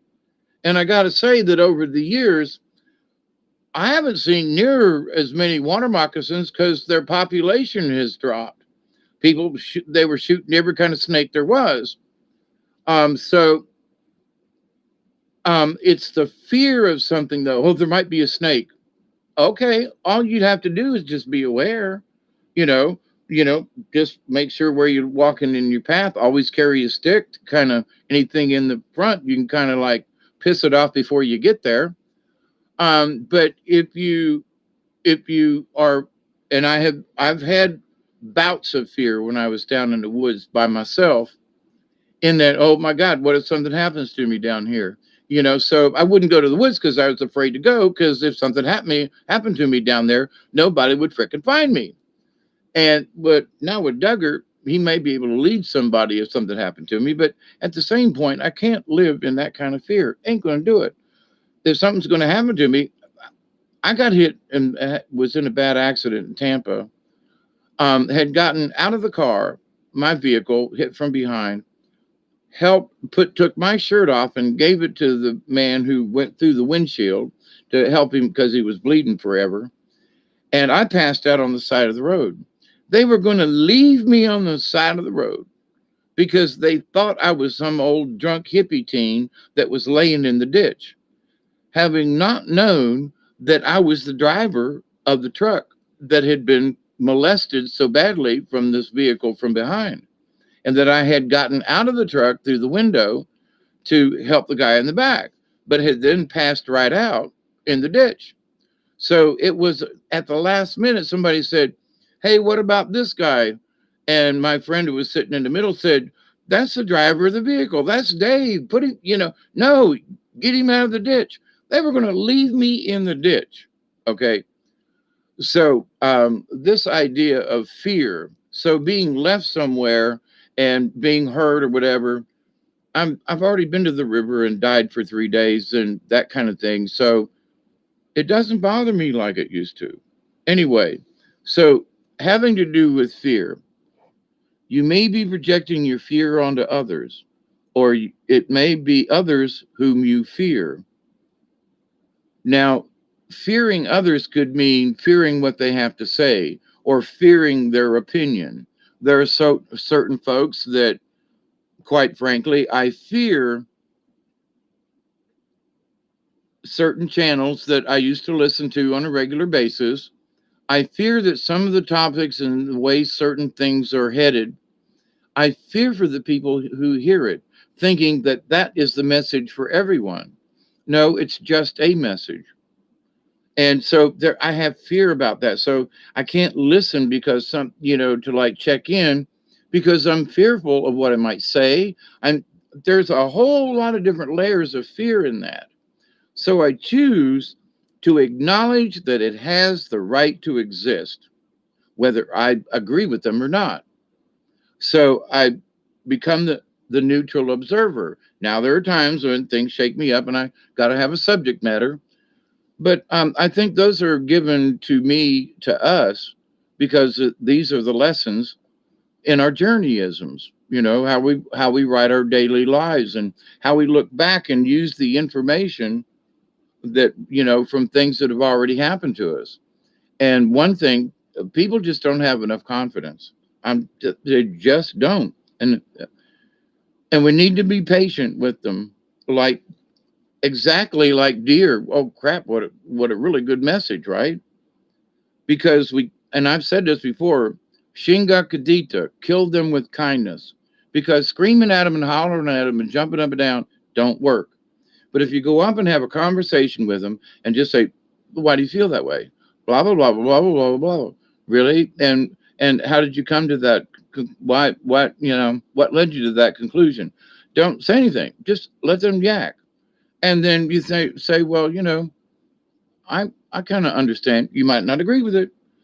But if somebody, for example, down here in the South and all over, actually, there are bulldogs and dog fights and stuff. So they raise these dogs from the day they're a puppy to be mean. I mean, they're taught to be mean. They're not taught to be lovable little critters. Now, I've had a couple of bulldogs in my lifetime. Speaking of fear now, there's so much fear that because they're a bulldog strain, that it will attack and kill a child. Well, we've had kids around bulldogs, and some of they can get over playful, but Duggar gets over playful. A Chihuahua can get over playful. And my sister has a miniature Doberman who's like barely a head taller than a Chihuahua. And because it says Doberman in the title of the name, this dog is considered vicious. Now, between you and me, that dog has got a mean streak. But it's a little dog. It's not a Doberman anyway. Be willing. Only true balance to power. Wait. At any rate, love is the key. The only true balance to power is the love and compassion of deer. Be willing to find things to love about yourself and others, and your demons will melt away. Your fears cannot exist in the same place that love and gentleness abide. Absolutely. That sentence right there. Your fears cannot exist in the same place that love and gentleness abide. Can't do it. You try to get mad 3 to 5 minutes, and then I just don't want to be mad anymore. Where before I loved a good topic to piss me off for a couple of hours so I could rant and rave. And now, like 5 minutes, that's like a long time now. Remember, Fawn can teach you many lessons about unconditional love. In its true application, unconditional love means that no strings are attached. The gentleness of Fawn is the heart space of Great Spirit, which embodies his or her love for us all. Wow, that's a powerful damn sermon right there, y'all. Just saying. Wow. Okay, for just pulling the cards apart. Okay. Next in line, gonna no binding chains. Not even a thread should hold us back. Some people think in large terms, and Teresa, I'm picking on you here, but only to make a point. Yes, the chains that bind us. So in life, though, there are some people who will look at just the big chains and don't see or won't acknowledge tiny little threads of crazy shit. Like being afraid to walk, go outside on the porch at night. I mean, you might live in that kind of neighborhood, but whatever the fear is, and to really understand fear, you got to look at it from all points of view. Being afraid of fear. I mean, wait a minute. Let me contemplate that a second. You can go not necessarily round and round, but so people will sometimes look at the big chains of fear or whatever And that's absolutely true. But there are those thin little pieces of twine and, fishing line, monofilament that you can't see through, and so and those combined are like the Lilliputians with, Gulliver's Travels. He was tied down by a bunch of little tiny people with little tiny ropes, but there was a bunch of ropes and a bunch of them little people. So they can bind us down, they can tie us down in the smallest of ways. So I agree with you, Teresa. But in this honesty of trying to find out where our fears are, we got to look at those strings too. People sometimes, wow, that doesn't really bother me. Maybe you should look. If I acknowledge a fear, for example, back in the day, I used to just literally run through the woods back there. I don't do that anymore. Well, it's too dangerous in that there's too many stumps. The trails aren't cleared out. And now, if I cleaned them up, I would go back to trotting through the woods. It's fun, but right now, no, because it would be damn dangerous. So, in that fear of not wanting to get hurt when I go to the woods, so I know I'm not going to run. Okay, so that eliminates a lot of me tripping and falling down. I already know I'm going to use the walking stick because that's like protocol. So I'm going to use the walking stick, and Duggar's going to be with me, maybe on a leash, maybe not. I'm training him in the woods. He's doing pretty good, especially for what I've had him for 6 months now, ish, 7 months. Anyway, um, so this idea of fear. So I'm fearful of getting hurt, but I'm going to take these precautions. So although that there's a tiny little bit of you got to be careful because you're going in the woods and we're going to go, back in the place. So it's a respect and it's the fear that you're not afraid of it, but you're going to be wary that you don't step in a gopher hole, right? I mean, so you learn to take care of things, and you learn to you put your flotation device on when you get in the kayak. Don't be stupid. You'll get a $60 fine down here. $65 for not having a life preserver. $65. Whew. That could have bought a quarter ounce of weed.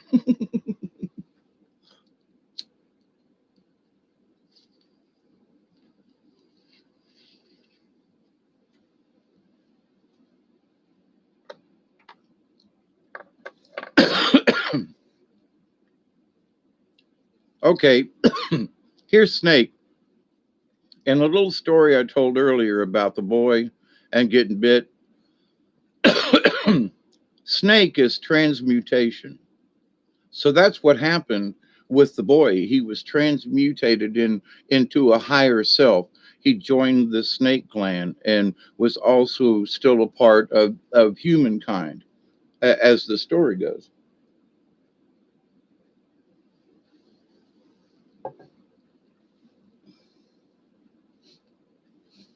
I tell you what, little dead mosquitoes from my spraying the little spray around here.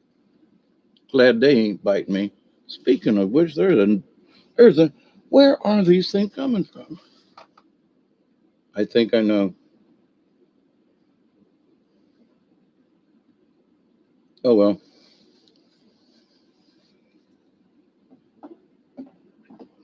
Don't know what these things are carrying. Dime bag.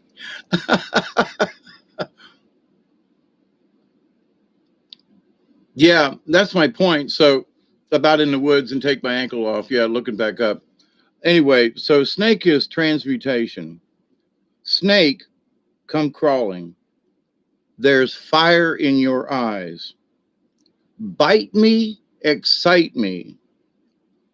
I'll learn to realize the poison transmuted brings eternal flame. Open me to heaven to heal me again. That's interesting.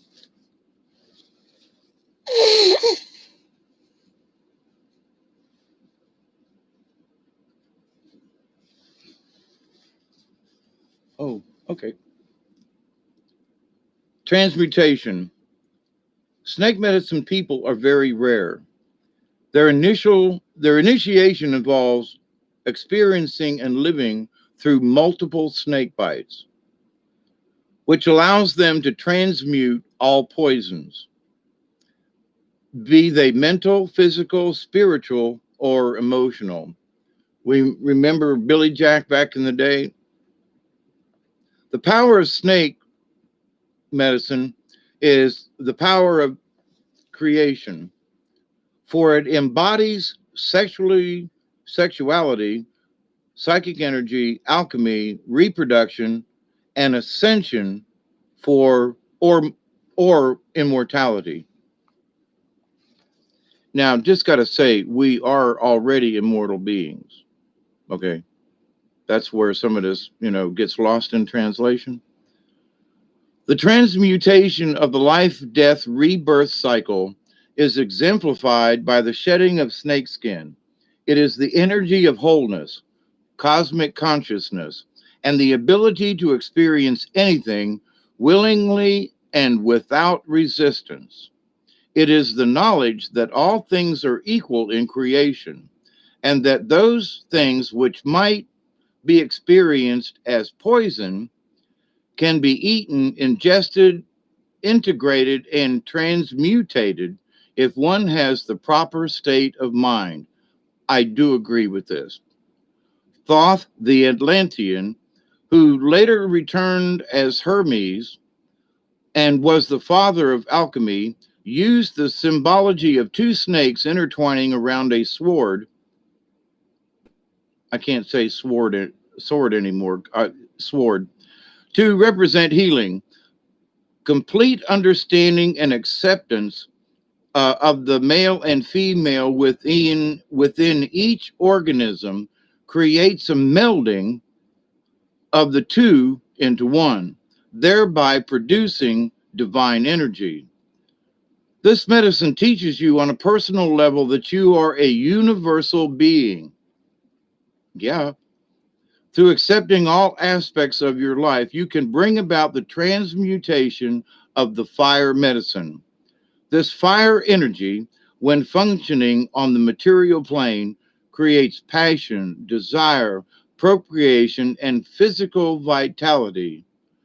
On the emotional plane, it becomes ambition, creation, resolution, and dreams. On the mental plane, it becomes intellect, power, charisma, and leadership. When the snake energy reaches the spiritual plane, it becomes wisdom, understanding, wholeness, and connection to the Great Spirit. If you have chosen this symbol, there is a need within you to transmute some thought, action, or desire so that the wholeness may be achieved. This is heavy magic. But remember, magic is no more than a change in consciousness. Become the magician or the enchantress. Transmute the energy and accept the power of the fire. Accept and receive. Now, the contrary of this. Now, they were both straight up. So, if you have drawn the symbol in the reverse, you may have chosen to mask your ability to change. Now, I think the word mask keeps coming up. You know what I'm saying? And so that should be the universe telling us that we need to unmask ourselves in so many ways that within the last year we have had to cover up. It's not just the physical mask, but they made us put on another mask too. So we have to look at that level. So a mask is not just a face covering. Um, So, if you have drawn this symbol in the reverse, you may have chosen to mask your ability to change. Look at the idea that you may fear changing your present state of affairs because this may entail a short passage into discomfort. In other words, change. You move someplace, you want to go somewhere, you got to do something. Sometimes you got to, change a tire in the whatever it is. So it may entail a short passage into discomfort. Does this discomfort keep you from assuming the viewpoint of the magician within? Is the old pattern safe, reliable, and a rut? In order to glide beyond that place, which has become safe but non productive, become snake. Release the outer skin of your present identity. Move through the dreamlike illusion that has insisted on static continuity and find a new rhythm as your body glides across the sands of consciousness, like a river winding its way toward the great waters of the sea. Immerse yourself in that water and know that the single droplet which you represent is being accepted by the whole. Let me read that part again. I'm always talking about the energies all around us. Well, got to take credit. George Lucas and those that, wrote Star Wars, etc., and produced it. I recently had, it was raining the other day and cold, and I was like, screw this. So I went and watched a couple of Star Wars movies that I had not seen and watched the first one over again, Obi-Wan Kenobi, you're my only hope, and the whole thing. And it was like interesting. And then after all these years, but here's something that has always stayed true. And the idea of the force, and may the force be with you. And you say, well, that's a Star Wars slang. But if you really honestly take it seriously, when I say accept and receive the knowledge, the healing, and the wisdom from the universe, that's the force. It is all around us. And in one of the movies, they was being, I think it was Luke was explaining it to this, whatever, I can't, Ray, Rob, anyway. And she was like, well, where is the force? And it's like in between, and it's always there. And, it's all around us, and we can, and so it was like, yeah. But if you just understand that there's a tiny little particles that are so small we can't see, the whole universe is swimming in this stuff, okay? Everything's touching it, around it, in it, out in outer space. It's not empty. It's just out there, So, and this goo, and I don't mean as in black goo, but this goo of the universe, this energy is all around us, everything. So and to be able to quote use the force, it's like, well, I might not have a lightsaber, but I understand, and watching the Star Wars movies again, more to what was described as the Force, as Obi-Wan was teaching it to Luke, and etc. But anyway, and then the progression of the dark side, and that there's all this power within the dark side if you will just do this, but there's that equal energy in the force, in that if there wasn't a good force, then evil would have nothing to fight. It would fight with itself, and so that would be the destruction of the universe, okay? That the balance in the force, as it was sort of described in one of the episode movies, was that if all of the Jedi were wiped out, then there would be a huge imbalance, not in the Force, but not just the Jedi's, but the way they used the Force to benefit, and they tried not to harm, and where the dark side, they just want to kill and maim and take over, right, and enslave and do their thing. So, but if there was no light, then darkness couldn't exist because it just would all be dark then. And and to wipe out the whole universe doesn't make sense. So, in the grand scheme of energy and light and the force, if you understand this, just believe it. It's there. It's I'm swimming. Then we'll do the backstroke through the universe. And when we understand it correctly, there's little old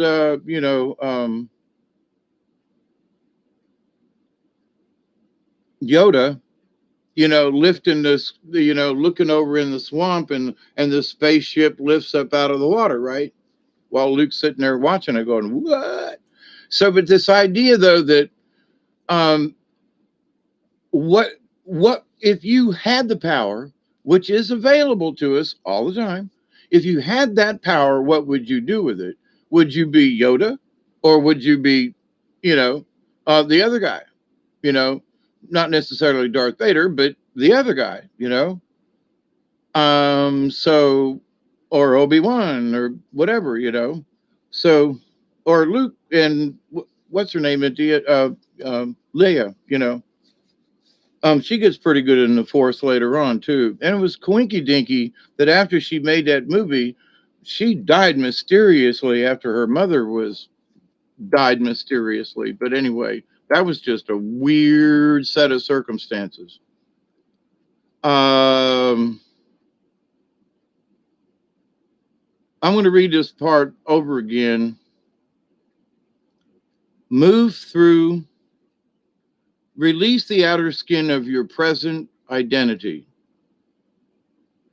Move through the dreamlike illusion that has insisted on static continuity, in other words, a rut, and find a new rhythm as your body glides across the sands of consciousness, like a river winding its way toward the great waters of the sea. Immerse yourself in that water, the force, and know that the single droplet which you represent is being accepted by the whole. So I'm a drop of water.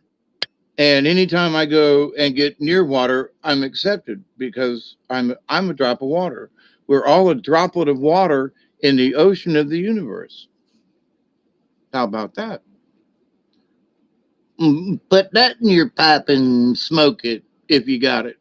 Feel Snake's rhythm and you will dance freely, incorporating those transmuting forces of the universe as a part of your sensual dance of power. Now, for just pulling two cards, wow. So first we get gentleness.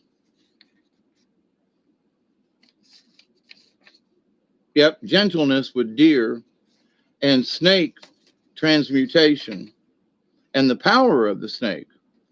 And honestly, as I'm going through reading some of the snake, I realized that I have been, I've had hypothermia. I mean, serious hypothermia 3 times in my life. And a couple of other times it was really freaking cold, but didn't go into the shiver stage. Was real close, but not quite.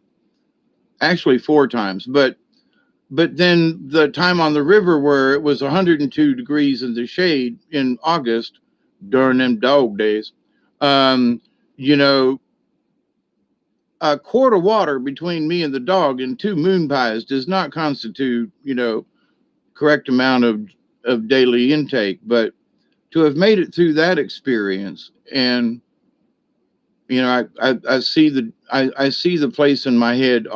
I can see it without closing my eyes. It's just clearer when I close my eyes. But here, to think that um, I have been bitten by the cold of, if you were to take snake bites. So I've been bitten by the cold, bitten by the heat. I've drowned, really come close to drowned, really bad. Like, oh my God. So water.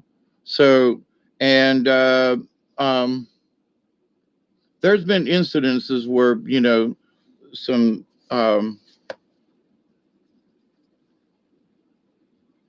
falling out of a tree kind of thing.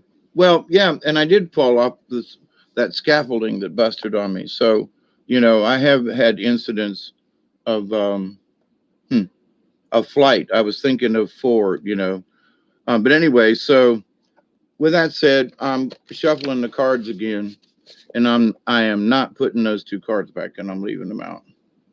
This is sort of a continuation, but this time I'm going to feel through the cards and see what comes up. So, but for me, those two cards right there, um, just personally, like, wow, gives me, yep, yep. So I'm just shuffling through the cards, and so I just get to a spot and go, okay, this one, this one feels a little funky, and I got my finger underneath it, and this other card, well, can't really tell. This one seems to be one. So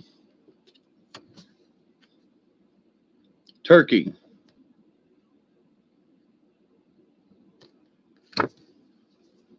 Hey Sarah, how you doing?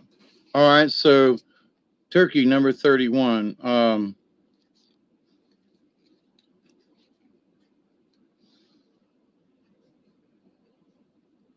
Oh, turkey's giving, and the thing, boy, does that tie in with deer. Holy crap. Uh,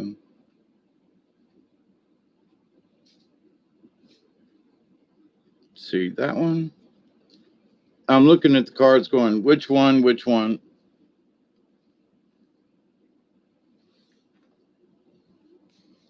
Okay, whatever the card is that I got my fingers on up underneath when I've been flipping through the cards, and whatever this card is, rabbit.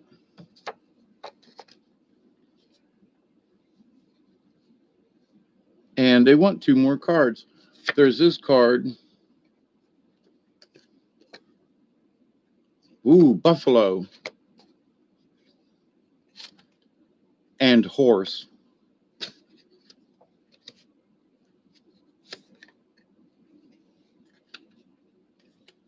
Hmm. This is going to be an interesting card reading. So if you, nice to see you too, Sarah.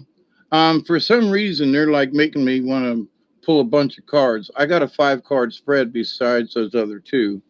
I think those other two were meant for me. Not that I wouldn't share with you, but tell you what, let's all go to the Dairy Queen. Will you all hold that thought?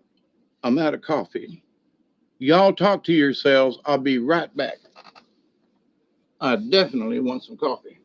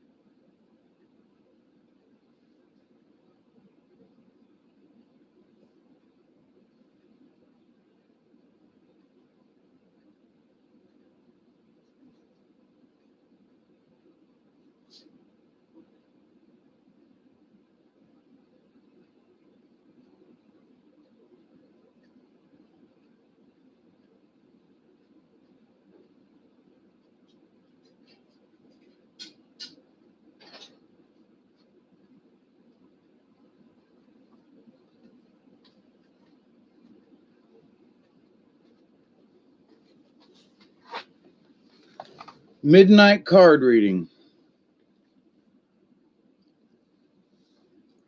Well, it's 3:21. Is 4:20 somewhere.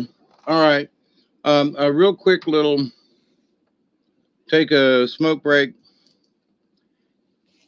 and I was thinking about doing a um, a 5-card spread earlier today, and I didn't really have anything in particular. I was sort of without topic.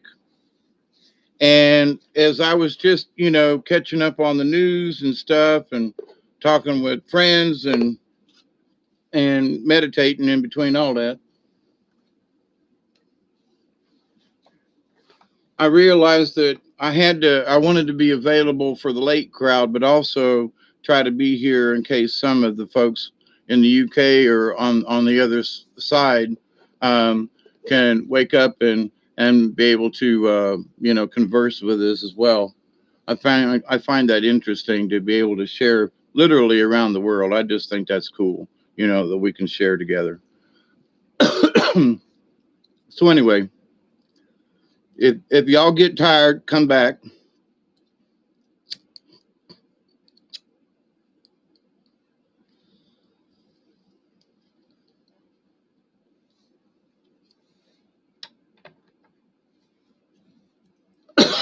You're here with the late, early show.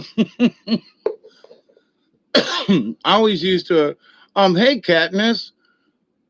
See, and you're one of them folk I was talking about. But see, back in the day when they had real radio, when I worked radio down here,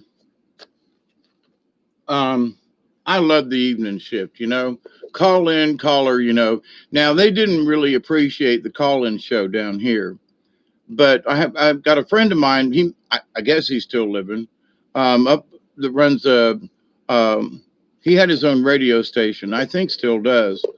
Um, they applied for a new license, and they were broadcasting down here in South Georgia. Trouble is, a lot of the businesses were here. He couldn't make enough revenue because there's not near as many businesses now that want radio advertising, and because there's the internet and everything. So anyway, but with that said, my dream as I was getting older, like, what can I do, when I get older, if I can't, dig ditches and pour concrete and all that anymore, but I'll be a late night radio jock, right? So I was like, but having never thought about this venue because it didn't exist back then, to being sort of a late night talk, you know, talk jock, Anyway, greetings, everybody.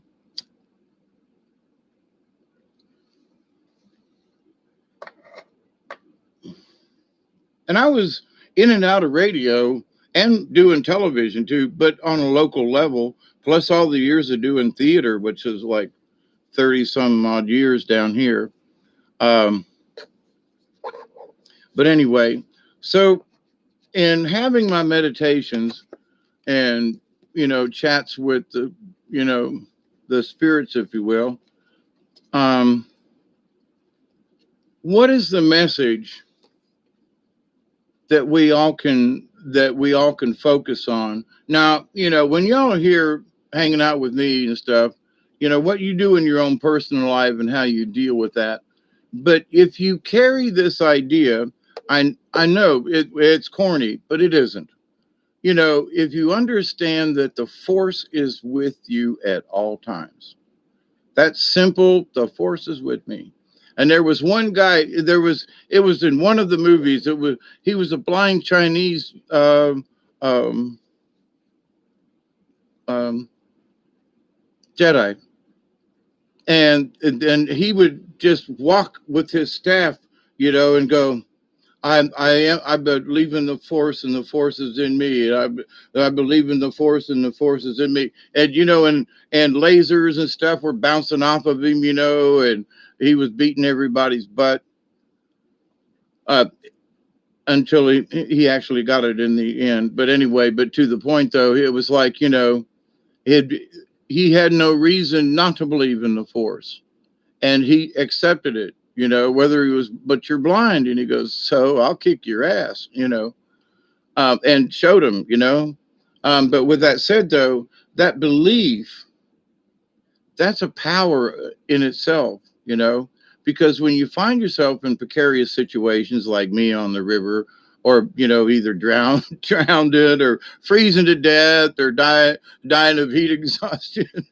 and malnutrition, uh, you know. But I think for each one of those times, it was really tough.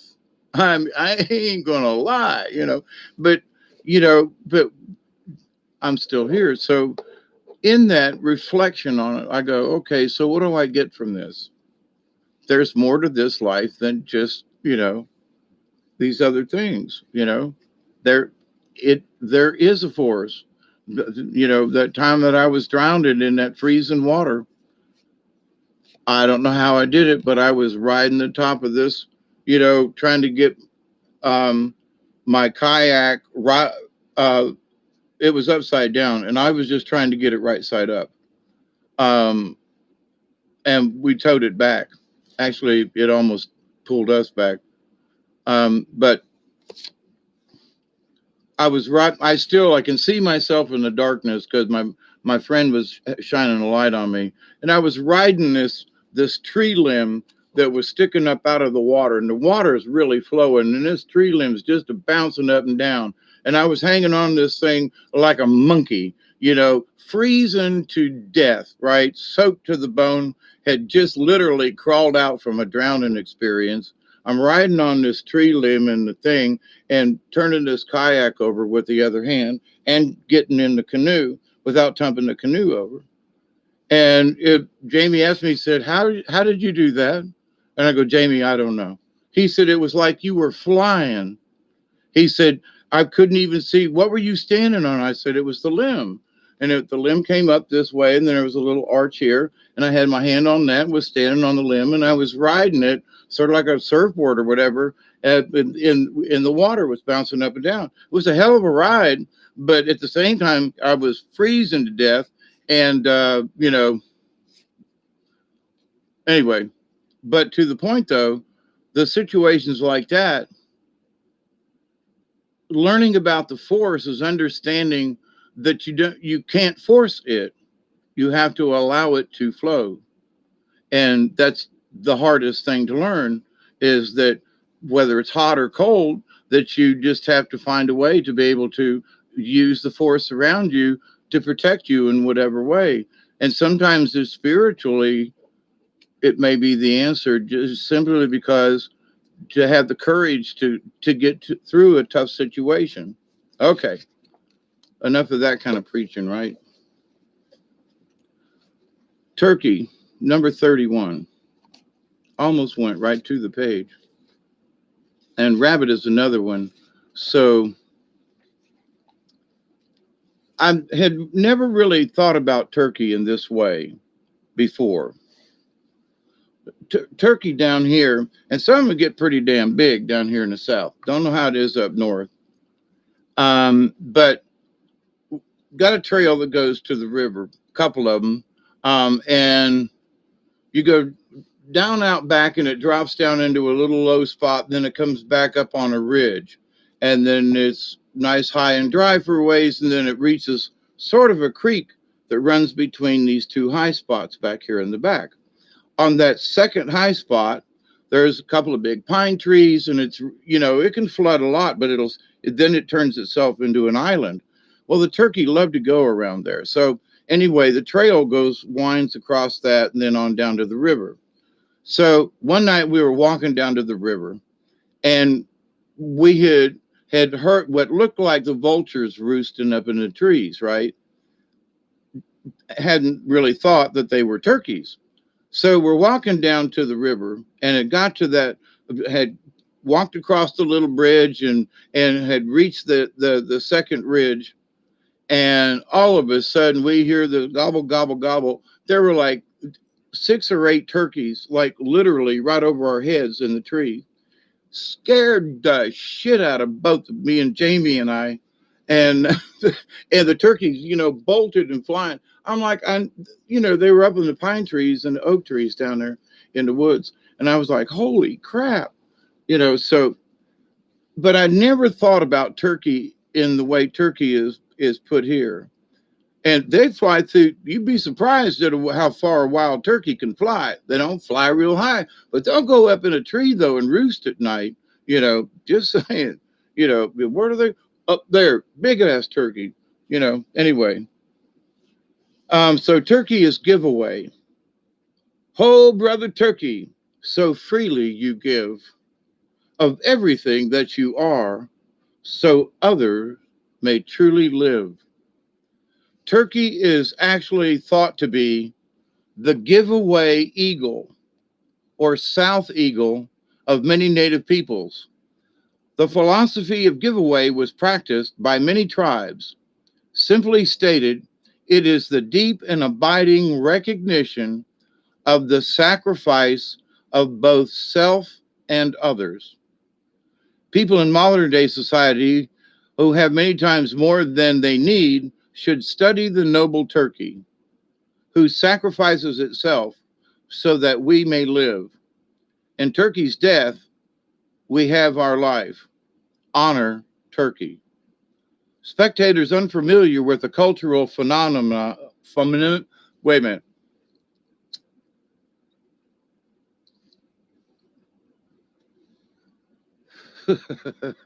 Blah, blah, blah.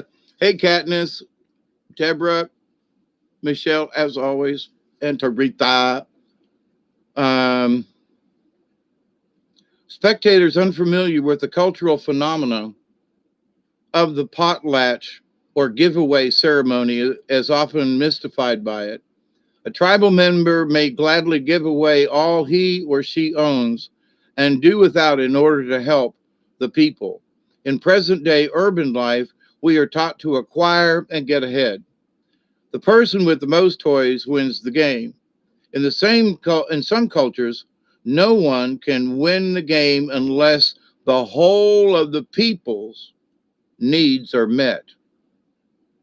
A person who claims more than his or her share is looked upon as selfish or crazy or both. The poor, the aged, and the feeble have honor. The person who gives away the most and carries the burdens of the people is one of the most respected. Turkey was the medicine.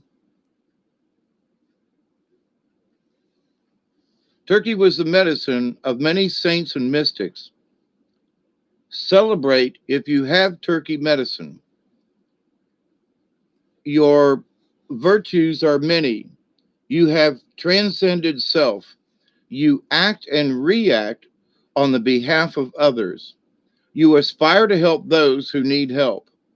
This is not out of some sense of self-righteousness, moralism, or religious guilt. Religious guilt. I love how that's put. Help and sustenance is given by turkey out of the realization that all life is sacred. It is the knowing that the Great Spirit resides within all people. It is an acknowledgement that what you do for others, you do for yourself. Turkey medicine rests in true ego to enlightenment. Doing unto others and feeding the people is the message of all true spiritual systems. That's a two-pager. Doing unto others and feeding the people is the message of all true spiritual systems. I mean, Buddha, depending on how turkey is aspected in your cards, you are being given a gift. The gift could be spiritual, material, or even intellectual. The gift may be great or small, but it is never insignificant. It is never insignificant. Congratulations, you may have just won the lottery, or the gift may be a beautiful sunset or the smell of a fragrant flower. On the other hand, you may feel the spirit of giving growing within you and wanting you to share with others. Now, the contrary, and I it may have come in upside down. There are several aspects to pulling the gobbler card in the reverse position. Are you gobbling up anything and everything out of fear of lack?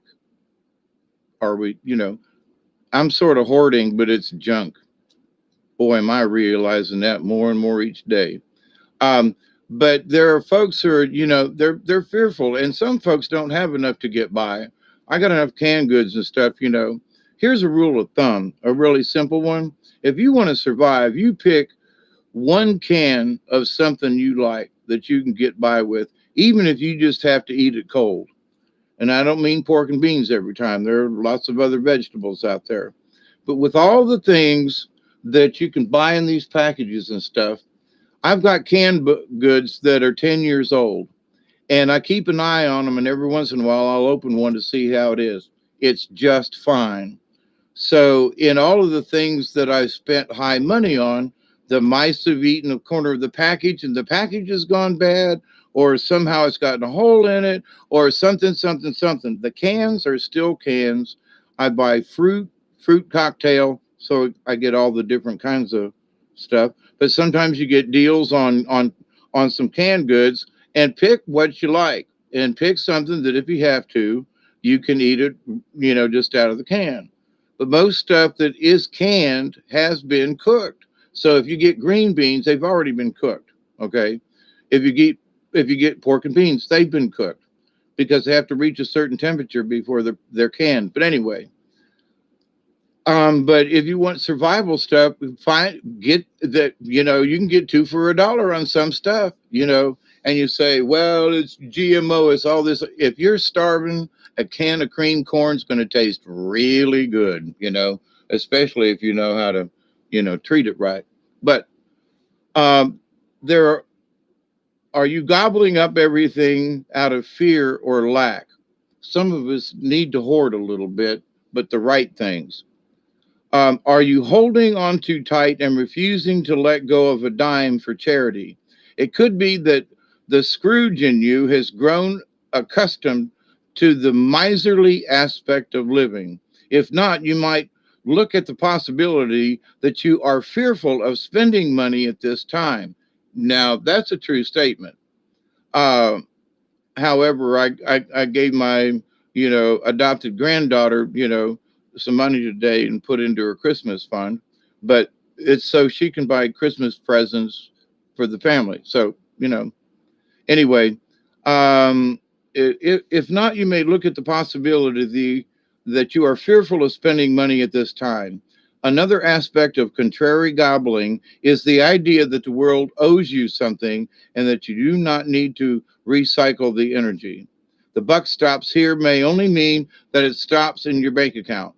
On all levels of this contrary message, the keynote is that generosity of spirit is being neglected. Neglected. This can be towards self or towards others. Remember, never give to receive.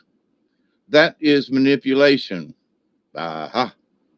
Giving is without regret and with a joyful heart, or the giveaway has lost its true meaning. I think that card is probably should the contrary just didn't fit anything at the moment. Maybe somebody out there it was contrary for, but so the next one I pulled was Buffalo. Now, Buffalo is just dadgum interesting in and of itself. Um, I always get something out of reading Buffalo, and the number is 19. And I did draw it legally upside down. So, um,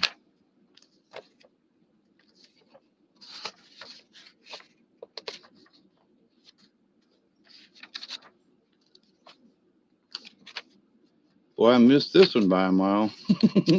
I didn't just go right to the page. I had to look for this one. Buffalo is prayer and abundance. How about that one?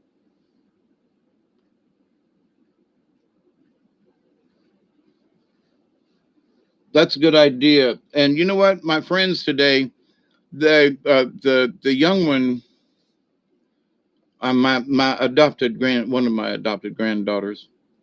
I've known her since she was born. But anyway, they every week they have bags of food that they give away, and there are little packages of like baby carrots. There's little packets of broccoli. There's there are little cartons of drinks, the high C drinks and a little sippy thingy. And so they brought me two bags, and they were like, we've got too much of this stuff, and we're eating it, yes, but and then this person didn't get a bag, and they had an extra one, so we got two, so we brought you a couple. So now I got fresh broccoli and carrots that I didn't have earlier. So, sometimes abundance comes to you without even realizing it. My friend came over the other day, and, that I spent Thanksgiving with his two little daughters. Oh my God, I'm still having a ball just thinking of playing Frisbee again. But anyway, um,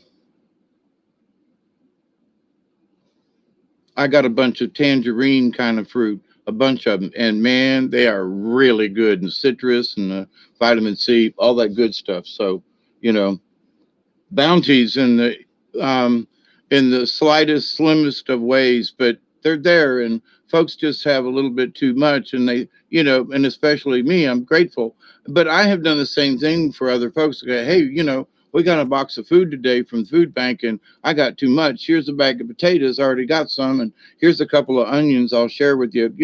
That's been going on all summer. So I'm grateful, very grateful for that, because I might not necessarily.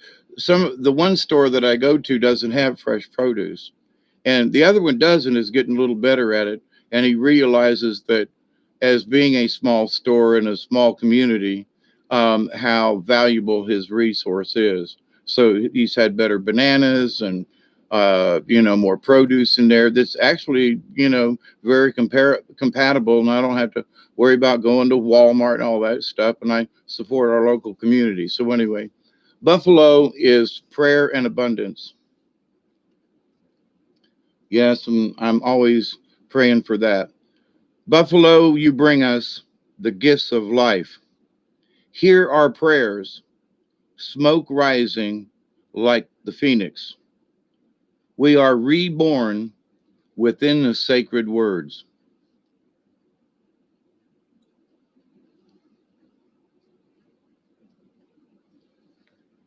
Something, for some reason, they want me to point out is that, um, I've been out west, South Dakota, in the Black Hills, and I think it's Custer State Park or something out there. But also, they've got at the time I was out there, they were doing a carving of Crazy Horse on this one mountain. Anyway, but up and through there are buffalo that literally will be standing in the middle of the highway.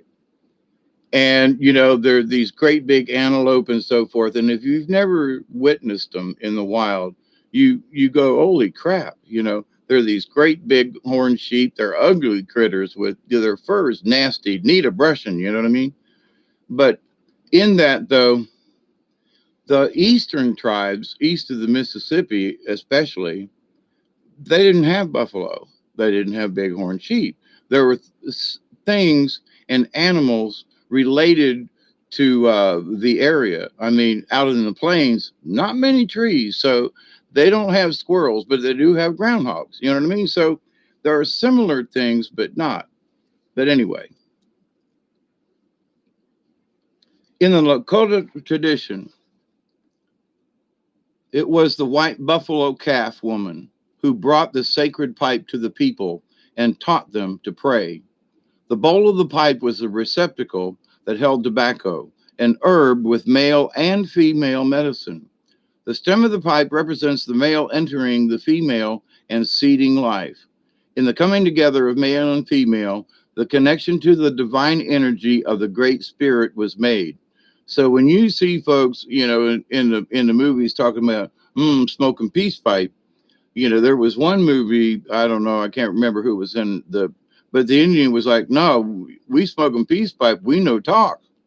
You come in teepee, we smoke pipe. And it was like, no, let's go ahead and talk. And, and whoever the Rough Rider was told the, captain of the army, shut up. I'm going to go in and smoke with him so we can talk. And anyway, so that was in an old Western. But anyway, but the idea, though, that it wasn't just, it wasn't just, we're going to have a smoke, like a cigarette.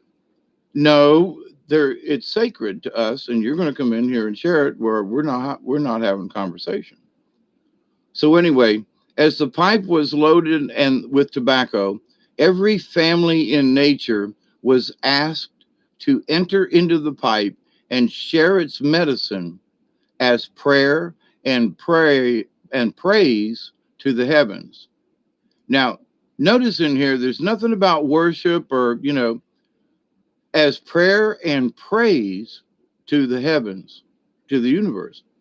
The smoke was considered to be visual prayer and was very sacred and cleansing.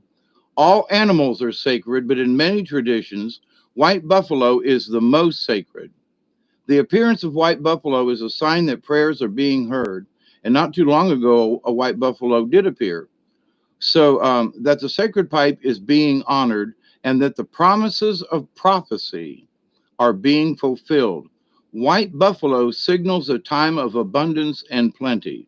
Buffalo was the major source of sustenance for the Plains Indians. It gave meat for food, hides for clothes, warmth and soft buffalo robes for long winters, and hooves for glue.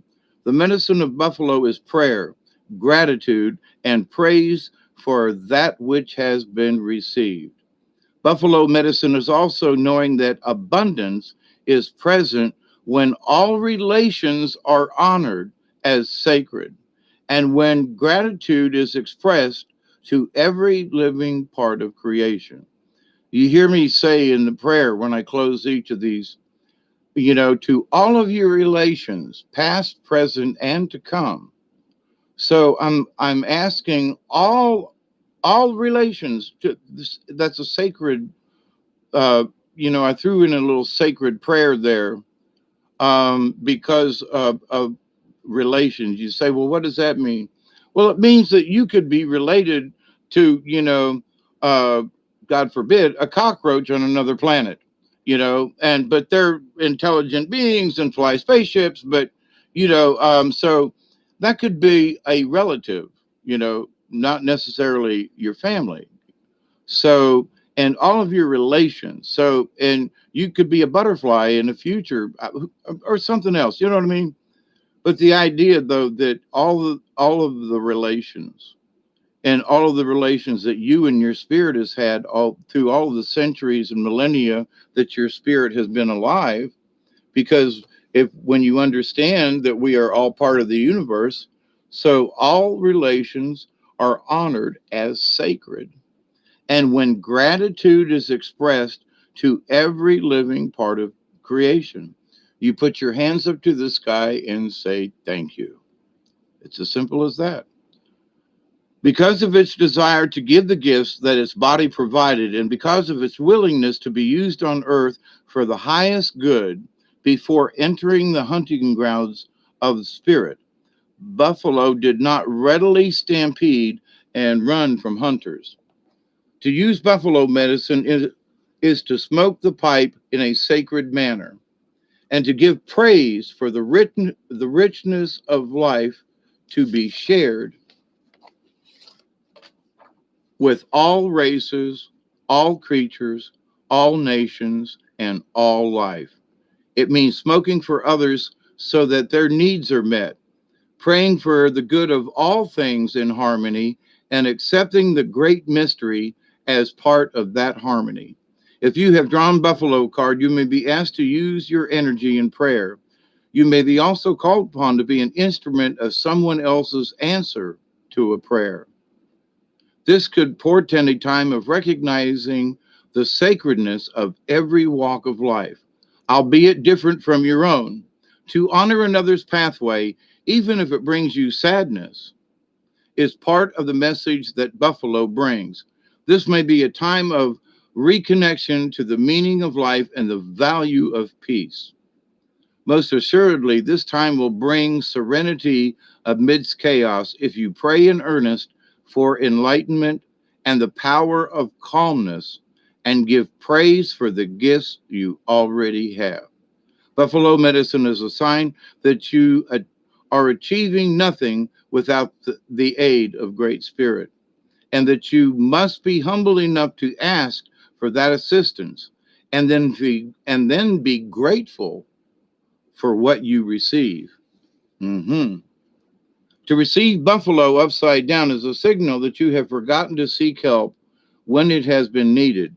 Now, the card was upside down.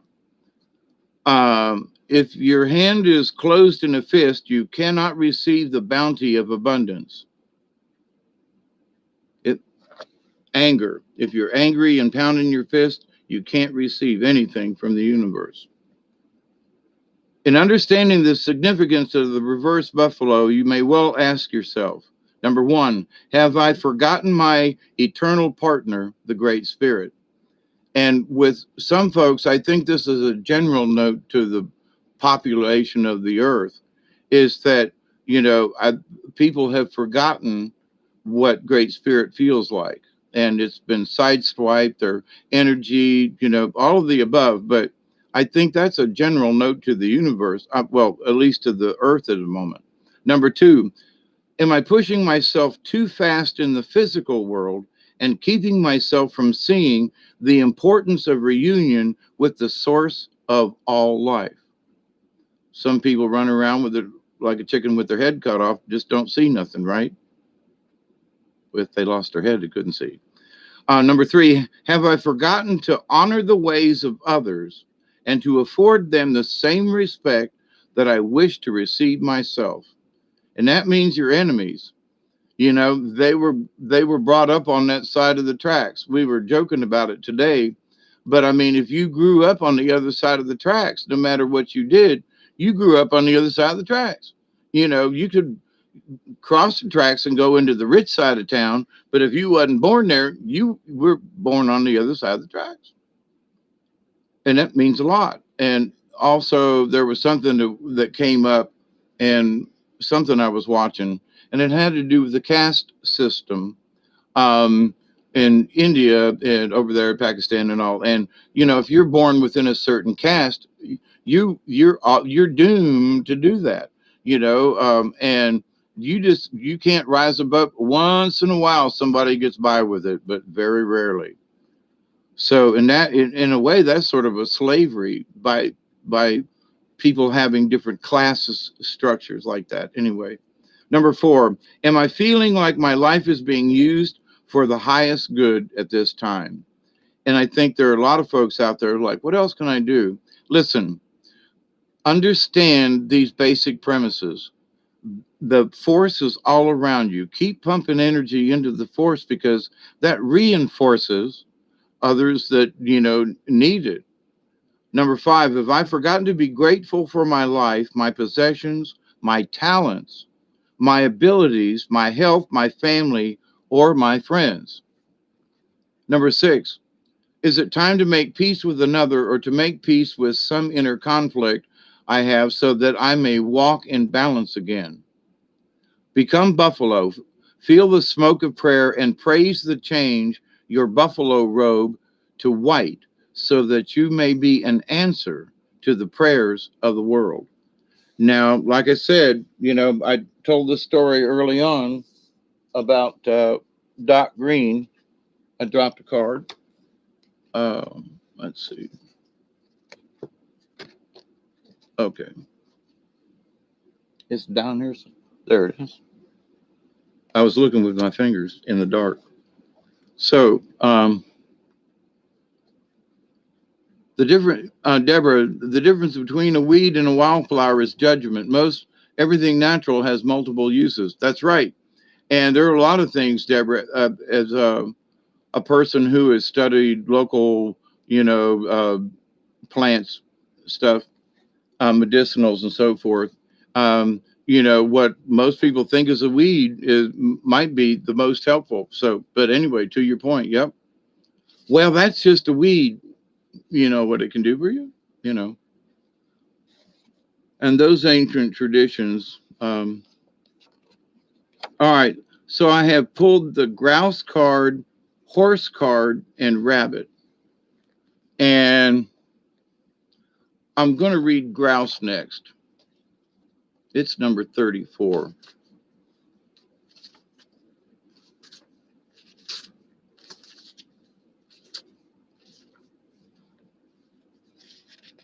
Tell you what, I'm sitting here at rabbit. Oh, and here we go. Yeah, I think it ties into what Buffalo was just talking about. Rabbit is fear. Scared little rabbit, please drop your fright. Running doesn't stop the pain or turn the dark to light. Now I'm going to paraphrase this story. Um, a long time ago, and no one really knows how long ago it was, Rabbit was a brave and fearless warrior. Rabbit was befriended by Eyewalker, a witch. The witch and Rabbit spent much time together, sharing and talking. The two were very close. So one day,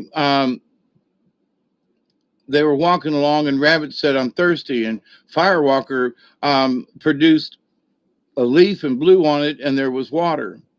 A little while later, the rabbit said, "I'm hungry." And Eyewalker picked up a stone, blew on it, and turned it into a turnip. Rabbit ate it, but he didn't say anything. And so they continued on near the top of a mountain. Rabbit tripped and fell and rolled almost to the bottom. Rabbit was in a very sad condition when Eyewalker got to him.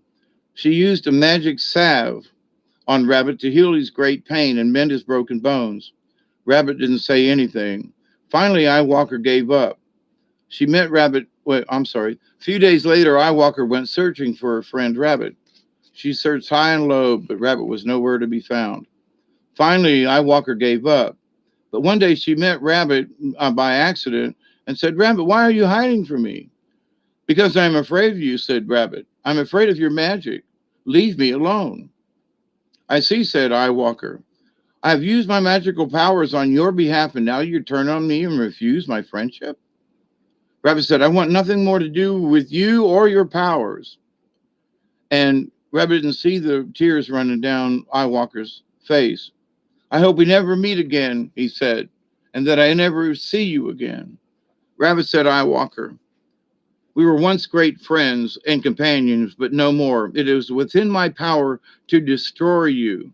But because of the past and the medicine we have shared together, I will not do this. But from this day forward, I lay a curse on you and your tribe. From now on, you will call your fears, and your fears will come to you. Be on your way, for the sweet medicines that bound us together as friends are now broken." And now Rabbit is the fear caller.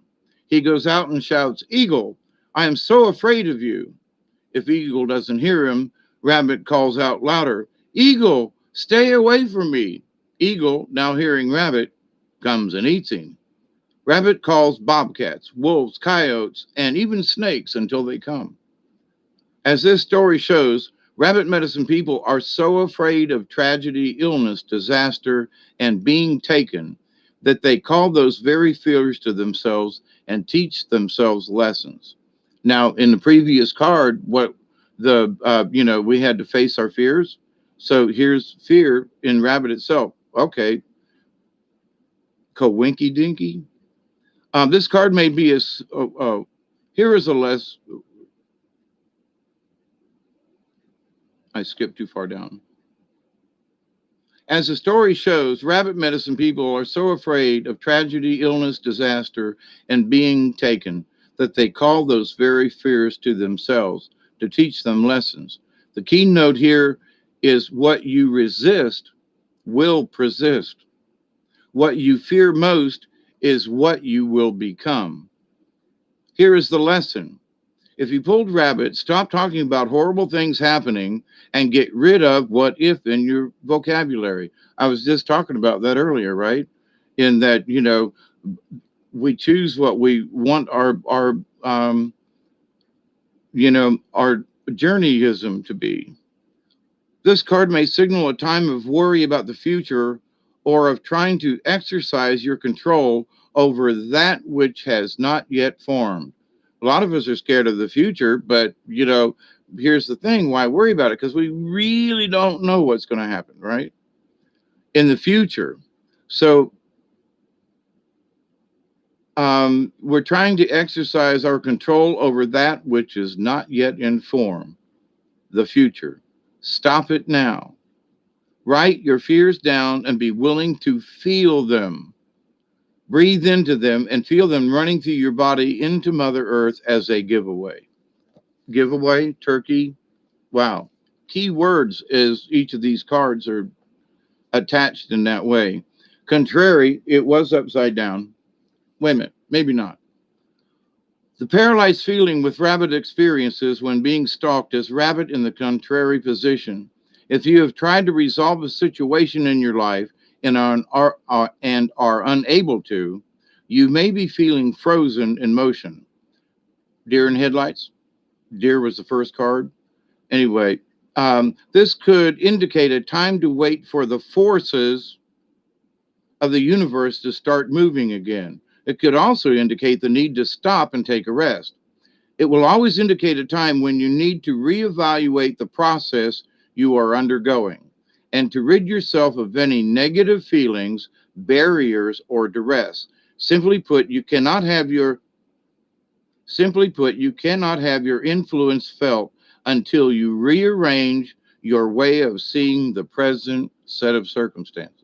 So how can we really send out good energy if we're all worried about our present condition? And we all are in some way, but how we look at it and whether or not we accept all the negativism with it, There is always a way out of any situation because the universal force, may the force be with you, does move on. It says it because the universal force does move on. It is the way in which you handle problems that allow you to succeed.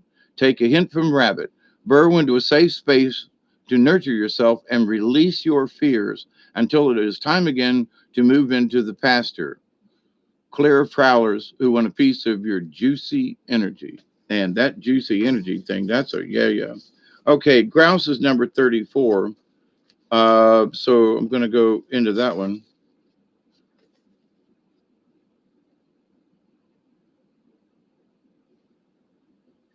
Sacred Spiral, the grouse. I think I've read this, but it's been a while.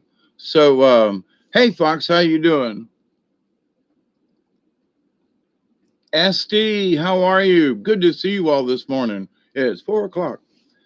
Grouse, number 34. Sacred Spiral. Grouse of the sacred spiral, leading us on to reach the everlasting heights where we can live as one. Interesting, because we are all one with the Great Spirit and etc. Grouse once flocked in abundance throughout North America, but now even on the plains where these birds were so plentiful, there is an absence of them. Many Plains Indian tribes dance the grouse dance to honor these birds. The movement of the dance follows a spiral, which is the ancient symbol of birth, rebirth, the ribbed tunnel of eternal return. The ribbed tunnel of eternal return. Now, you ever seen them spirals in the sky? Like that time there was one over Sweden or Norway or whatever when they were giving Obama that Peace Prize back in them days. And there's been some other spirals, ribbed tunnel. Interesting. Just saying. This was written long before they were seeing spirals in the sky. Spirals in the sky. That is what we are. Anyway. The sacred spiral is one of the oldest known symbols for personal power. When you think of grouse medicine, visualize a whirlpool or even a tornado, for the sacred spiral will take you to the center. The spiral is a metaphor for personal vision and enlightenment. Many initiatives on Vision Quest paint spirals on their bodies, and believe that the great mystery will favor them with visions of power and purpose because of this symbol. The whirling dervishes of certain Sufi orders are masters of the spiral dance and can transcend to higher states of awareness through the repetition of the sacred movement. It is said that dervishes can travel to the center of the spiral and return with any magic power they choose. In the dervish state, one enters the great silence and has direct communications with the Creator. By spinning clockwise or counterclockwise, the dervish draws or repulses specific energies. Sufi dancing is a system which connects one with a divine source through ritual treatment of motion. Now, I spoke about this before, and in some of the native dancing I have done, there is a lot of I have felt myself in that spiral situation, and I just got to say, whatever it is, that's some powerful shit. Okay, just saying. Um, and come as I sit here and talk to you about it, it's probably time for me to get off my dead ass and dance again. Pull my drum out. It's been too hot. And then it got rainy, but now the weather's a lot better. So anyway, with that said, time to dance again and maybe go dervishing a little bit. If you have grouse medicine in your cards, undertake a meditation on the various qualities of movement within your world. Begin by visualizing the sun as one member of a huge group of stars swirling in the massive pinwheel shape of the Milky Way. Then draw yourself out of this pinwheel of light and into the spiraling of your own DNA's double helix, an arrangement similar to a rope ladder coiled like a corkscrew. Analyze the way you move through your world. How do you picture yourself? How do you picture yourself in the act of locomotion? What kind of reaction do you create with the energy you send into the universe? What words would you use to describe the way you move between the material and the spiritual worlds? In the final analysis, is your movement compatible with your greatest desires and goals? Many spiritual disciplines ask that you cease all external motion or movement in order to recognize the inner life. In other words, still meditation, right? Grouse medicine, however, is an invitation to the dance. Grouse celebrates the divine source through its sacred spiral dance and offers this dance to you as a gift. You can spend a lifetime learning Grouse's lesson on how to harmonize your dance with that of Mother Earth's cycles, and how to offer the dance as a creation of selfless beauty. So by dancing, you're giving the universe that which you are creating at the time. The contrary, drawing the grouse medicine card in the reverse position signals a dissipation of energy and a lack of control and discipline. It is symbolic of a lost connection to the source and signifies a lack of clear intent behind an outpouring of energy. You may feel like you are in a tailspin or going down the drain. Confront confusion either in yourself or in others who may be in the picture. Examine the way your energy may be causing friction, sparks, or a convolution of a situation that needs clarification. Work towards harnessing your energy and directing it towards clearly defined goals, such as the nature of the sacred grouse dance, and using this sacred dance as a tool to right the contrary grouse. You may find also that it is a tool to center and ground you. In grounding, you are once again connected to Mother Earth and balancing out the spinning in your head. If you have become so involved with an idea or problem that you are no longer seeing it clearly, you may feel dizzy or lacking in concentration. Now, I know there's a lot of decision making and stuff, and for folks and things, folks going through a lot of trials and tribulations. And so, uh, their heads are dizzy and, maybe having difficulty seeing, correctly. So, this is a sign that you have entered the thought universe and are not connected to physical reality. You need grounding if this occurs. So if you feel a little dizzy or lacking in concentration, maybe all because it was upside down. Maybe we all need some grounding. Dancing or walking will put you back in touch with earth and your body. Now I can't say me and Doug have been walking more. Um, Grouse may then teach you how to notice the energy flows that put you in harmony and balance with body, mind, and spirit. So we've done rabbit, buffalo. Uh, Seems like I'm missing a card. Nope. 1, 2, 3, 4, 5. Okay. The last one is horse.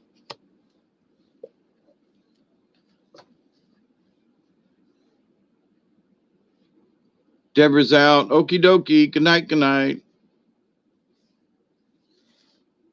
Sweet dreams. Sweet dreams are made of these. Who am I to disagree? I travel the world with 7 seas. Everybody's looking for something. Some of them want to use you. Okay. So after we've gone through all this fear and stuff and but enlightenment, to be able to listen to the stillness. Now we have, the last card for this session is horse and its power. Number 35, which several of these were like together. Mighty horse, power to run across the open plains, or to bring the vision of the shields dancing in purple dream rain. Purple rain. Interesting. Stealing horses is stealing power was a statement made frequently in historical Native America and was a reference to the esteemed role which horse played in the native cultures.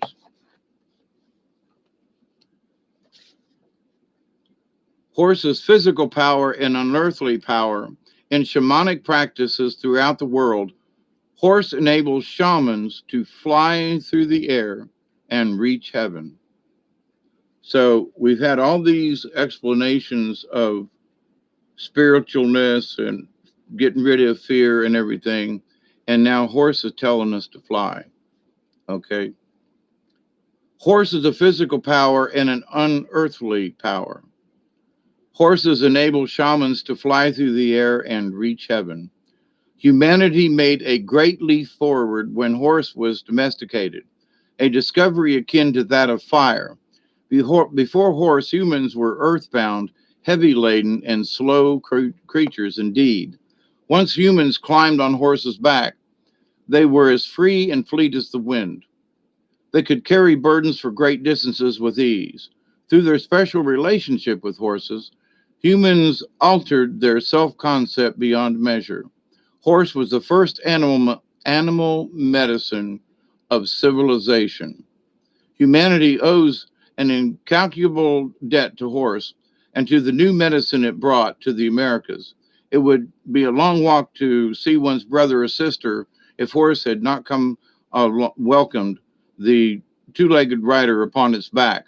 Today we measure the capacity of engines still with the term of horsepower, a reminder of the days when horse was an honored and highly prized partner with humanity. Dreamwalker, a medicine man, was walking across the plains to visit the Arapaho Nation.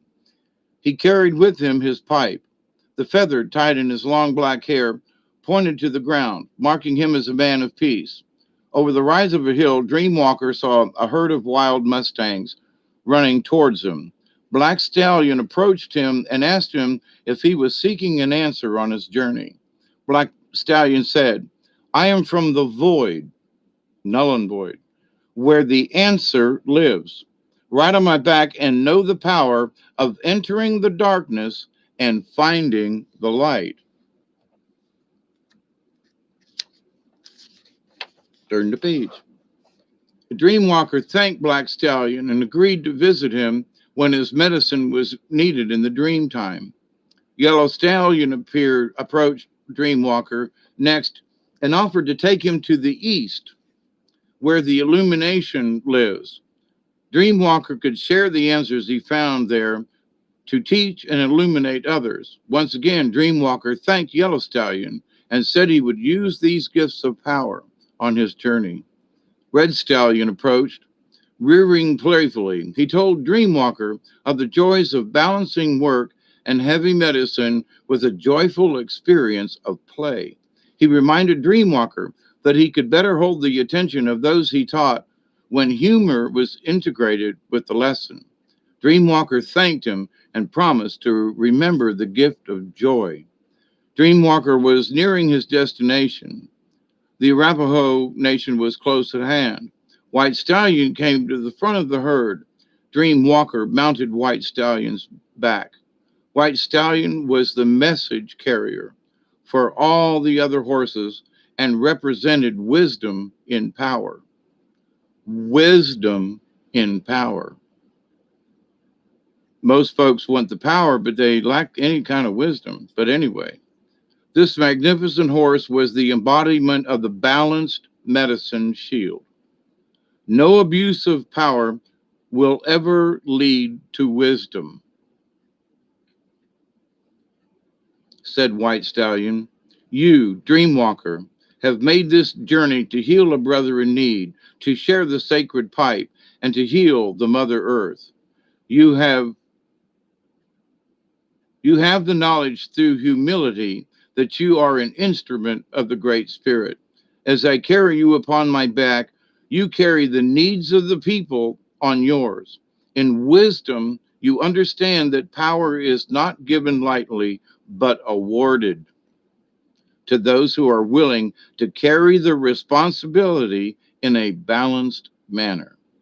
Interesting, eh? Dreamwalker, the shaman, had been healed by the visit of the wild horses and knew that his purpose in coming to the Arapaho was to share these gifts with them. In understanding the power of horse, you may see how to strive for a balanced medicine shield.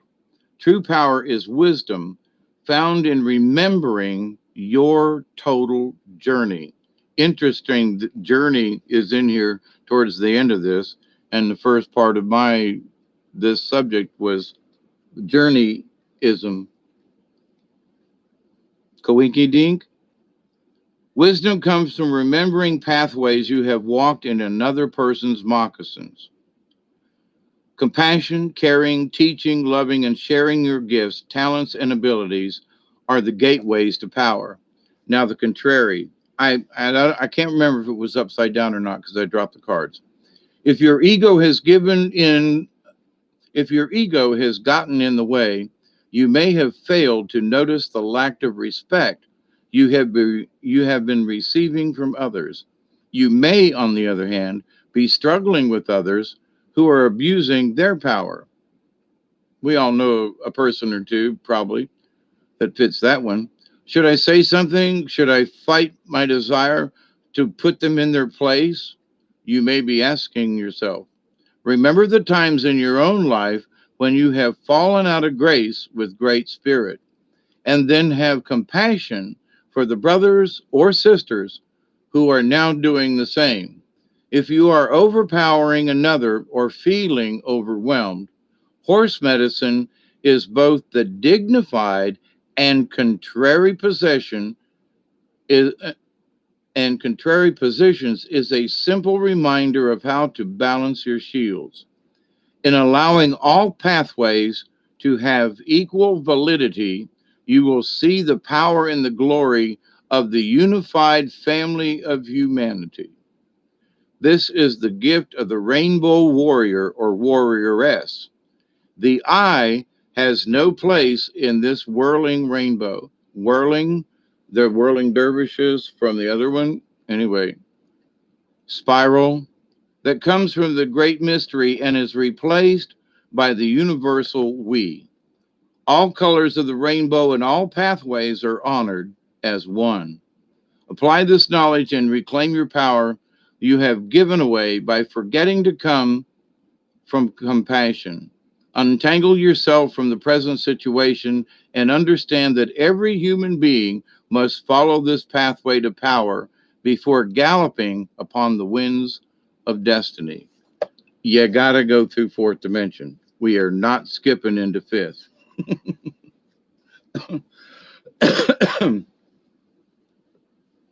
So, but anywho, the message for today, tonight, this morning, I saw many correlations for myself in this. Let's see what y'all been.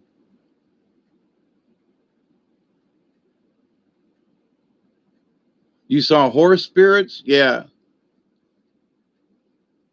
Where at, Fox? What, I forget where you're at. There's a place near here called Andersonville, and for those folks in the United States, Andersonville was um, one of the southernmost prisons of the Confederacy, and at one time, I think they had like 100,000 men in this 5 or 7 acre plot of land. And I've been there a couple of times. I used to do puppet shows there. They have reenactments every year, and I think they just had it. And man, when they let them cannons go across that valley, oh my God. But anyway, sitting on the hill where literally the blood and sweat and tears of the northern Yankees was held, and the conditions that they lived under. And people, they wanted to blame the South. Well, the people in the South were starving to death. They were living on possums and whatever they could get, because they were at war and they didn't have time to farm and stuff like that. And so, there was a lot of, bickering and everything about why didn't they feed the prisoners better and all that. They didn't have anything themselves, so, people want to judge the Southerners by how badly they mistreated the Northerners. Well, the way the Northerners mistreated the Southerners, when they heard about how, Sherman and them was burning, houses all the way to the ocean and stuff, and how they were burning it. And, you don't think that word got down to them folks? And they was like, what? Northerners are literally burning us out of existence. And you want us to be nice to your prisoners? Seriously? We're going to eat first. Not that they ate that well, collard greens and stuff, but, they did have some work details and things like that and planted. But this idea that, somehow that there was, that they were withholding food from the prisoners, they were starving themselves, Anyway, but there were, I can't remember.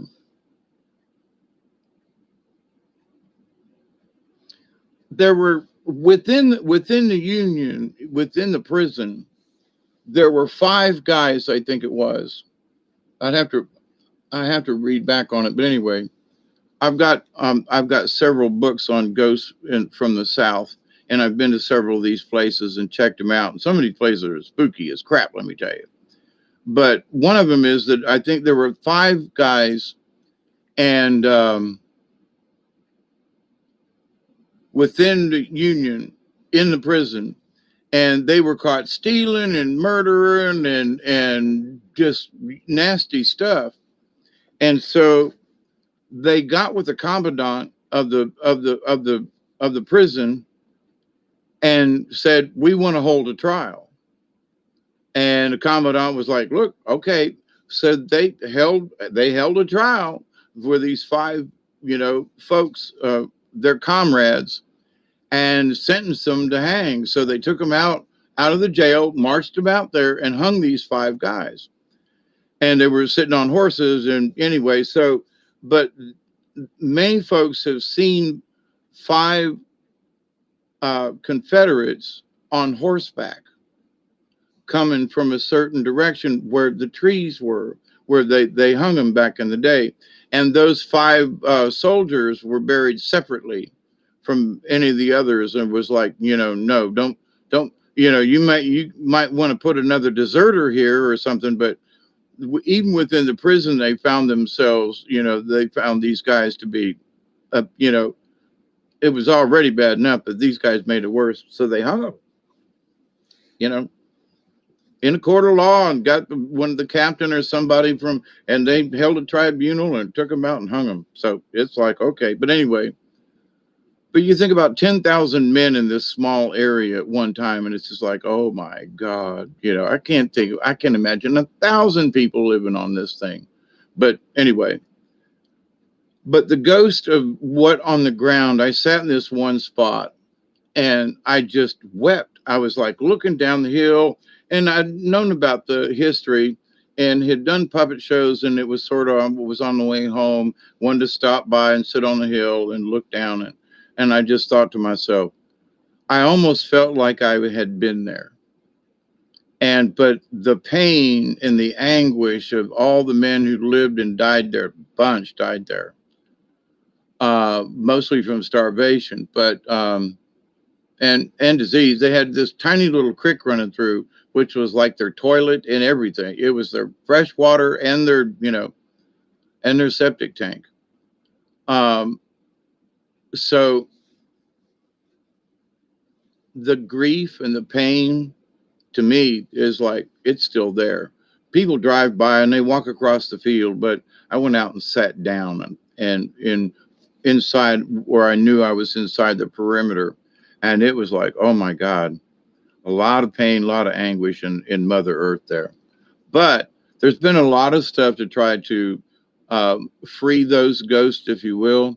But I think that the energy of the people that lived there, died there, and suffered, it's really deep in certain places there. Just as a sort of an aside, but if you ever get around Andersonville, Georgia, it's a national cemetery for folks.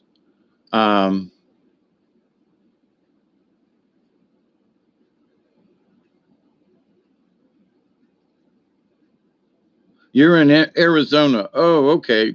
Just to give you, but anyway, the horses thing, and down here in the South, there are stories, not necessarily of the headless horseman, but of a ghostly rider. And back in the day, before the war, and a lot of the slaves,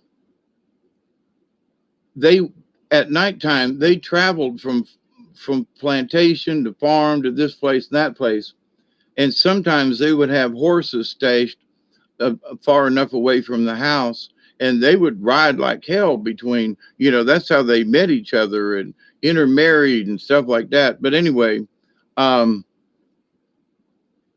talking with Southerners and listening to all the Black families I have had the pleasure to meet and sit and chat with, and to hear them old stories down with folks that, that were, in their 90s living on the plantations, back in it would have been about 85, 86, 87, somewhere in there. And that I met folks down there at the Pebble Hill plantation. And them folks remember them old days, because some of them was born before the 1900s. Wait, what's 70, 80? No, they were born right at the turn of the century. And some of them didn't really know how old they was, because they did, them records wasn't kept. So their age was about that old. I swear this one gentleman, he knew stories that it was like, he was born from a slave, his mama was a slave. He was a direct descendant, and the stories that he told and how he told them, and it just amazing, So I have this view of the South and how that it was like this old man said. He said, Master didn't whip us unless we needed it, and we made sure we didn't need it because we might be black and they think we stupid. We smarter than they think we are, and the point was that they would sneak out after Master had gone to bed, and they were riding between farms and exchanging notes, and back in the day teaching each other how to read at night. I mean, it was phenomenal, the underground stuff, between the slave families and between some of the poor white sharecroppers that worked for Massa too, you know. And there was that too, but the underground black, oh God, black market, I don't mean that literally, but to the point of the black community, there was this underground stuff that went on. They traded food. It was all, they traded because they was all in the same boat kind of thing. But this idea that every slave owner in the South whipped and chained his slaves was just really not the case. Not It was not the general rule of thumb. It was more the exception to the rule. So, but anyway, but you hear Northerners tell every person that owned a slave whooped them, chained them, raped them. That's not true.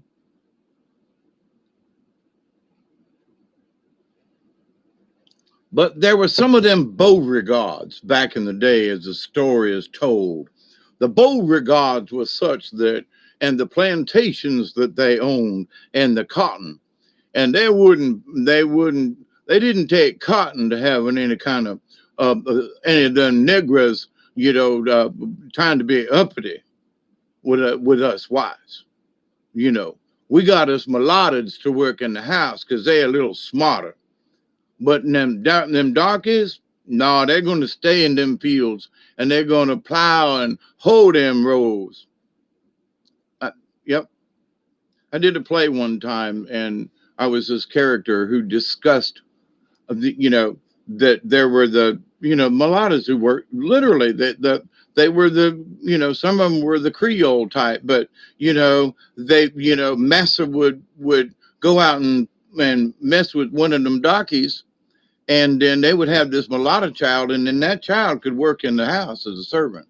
But the darkies, they could work in the kitchen, but not in the house. Very strict. Anyway, but much in a way like the caste system in India. But the blacks eventually could get out of their caste system. And one of the things I have problems with the BLM Black Lives Matter thing is that, they're spending the money on stuff, but if the Black Lives Matter, why aren't they spending money to help other black folk instead of spending all this on propaganda? Just saying. But to the point though, I think they're misdirected. So this idea, that it's all about us against them. No, there was a lot more respect back in the day, uh, for the workers because if you beat the slaves, if you've never picked cotton or pulled a bale through the damn, Georgia heat, 100-pound bale of, sack, and you're dragging it across, try that. And no, you didn't beat them folk. Otherwise, they couldn't work. But anyway, it's perception and deception. Make all the Southerners be them mean sons of bitches. Um, and it was us against them. Put your mask on. So Cowtown to the big man. But here's the thing. In that discussion about that, people are afraid of being slaves. And there are still people, though, who think they're slaves, black and white. And I've not seen it in the Mexican community, and I've known quite a few over the many years I've been down here in the South. And some of these folks are great. I mean, literally, and it's a shame they just don't go ahead and get their they go through the citizenship thing or something, or at least a temporary resident. But most of these folks that I knew were all illegals. And they knew where the ice was at all time. They knew what their cars looked like, and man, they would send out a distress call, and you'd see these Mexicans disappear, and like they were gone. I mean, all the cooking staff disappeared from the restaurant one night down in Thomasville. It was like, there was this ring, and then they were like, hey, ice, ice, ice. And he just kind of hollered it, in the restaurant, and everybody looked at him. And you heard this clatter, clatter, bang, bang, and the back door slam. And the whole kitchen crew was gone. But a hardworking people, and in a lot of ways they're fearless, because they keep an eye on stuff, but if they do their job and they know they keep their from getting into any trouble or being out on the street a lot, and just they get by, and so they're fearless in that way. I mean, I know this one guy, I have told this before, but Juan Tanamero, anyway, he went down to Mexico, which is easy to get in, but a bitch to get out back in to the U.S. So him and some other folks came across the line, coyotes, right? And they got dropped in the desert somewhere in Arizona out there. And it was so hot, his tennis shoes stuck to the bottom of his feet. They had to peel the rubber, the inside soles off. The bottom of his feet were horrible. He couldn't walk for 2 weeks. All he could do was kind of hobble around on his heels. It was horrible. And it was like, Juan, why do you do this? He said, I love America, but I love Mexico too. It's my home. But, America, but they couldn't get a green card or anything like that. But anyway, so I wouldn't do that. I mean, no, I've been out in the desert before, and I was like only there for a couple of days. And I was like, not for me. I wouldn't live out here, but more power to you for them folks that live in the desert, right? But anyway, but just in yakking about stuff, though, different cultures are fearless in certain ways. I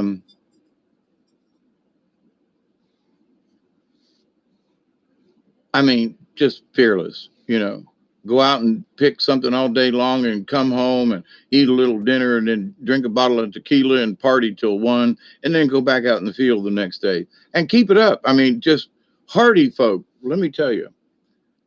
And not necessarily stupid. They might be unlearned in particular ways simply because of the way they growed up or lived. But as far as being stupid, here's the thing. I had a friend of mine that lived with me here. And Serge, that friend of mine that I told you passed away recently from cancer. His brother-in-law at that time was owner of a gold mine and a mining operation down in Toluca, Mexico. I think it is. Anyway, so up on the side of this mountain, and they owned the mining rights for like 100 miles of tunnels underneath. So they bought this bobcat, okay, to help dig in the mine down below instead of just picks and shovels and buckets and stuff, which is how they were doing it. I mean, recently. So he showed me pictures. They cut this little bobcat, little front end loader, you see moving stuff around, cut that sucker in half, okay, because it was too big to go down the mine shaft. So they cut it in half with torches. And then they put it back together with straps. They made these great big metal straps of all kinds of stuff and pieced it together and then, made these Band-Aids on either side of it. And then took the Band-Aids off of it and then lowered each section down into the mine. I don't know, it was like 600 or 700 feet straight down. And then when they got it into the mine down there, then they put it back together again. And he was like, he said, I don't know how they got this thing to work. He said, but they cut it in half And he showed me where he took pictures of this. He sent them to me in an email. And he was like, Americans never would have thought of it. Mexicans, oh, we just cut it in half and drop it in there and put it back together. No big deal. Within a couple of days, they had that thing. The front end loader was dead inside this, a good way down inside this mountain. So, and to the contrary side, though, he said these guys, they were using dynamite charges, and they'd go in and they'd bore out a hole, put the charges in. And he said, so these guys, he said, they had one or two guys that were new to the crew, but not new to mining or dynamite. So he said they went down there to put a charge in, and he said, but they didn't take enough charge. So instead of coming up to the surface and getting more charge, wire, fuse, they just decided that they'd go ahead and light it and just haul ass. Well, they didn't make it to the top of the mine shaft when it went off. So apparently, they were far enough up that they got blasted with dirt and rock and dust, but not enough to seriously injure anybody. And he said when that thing came up and them miners got out, they were going, holy shit, oh man, hey, woo, we made it. Whew. I'm thinking, okay. Different cultures, different places. I was trying to get to 4 hours just for you, Michelle, but Dark Truth, hi, how are you? See, I'm staying up telling, stories, but in that, though, those folks don't seem to have any fear. And that's why I'm telling the story. Plus, I'm recalling things that, like, you'd say, man, that's a dumbass idea, but they made it work,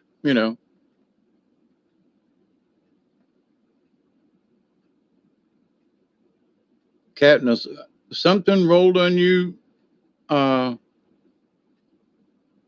Oh yeah, I bet you were terrified, Katniss.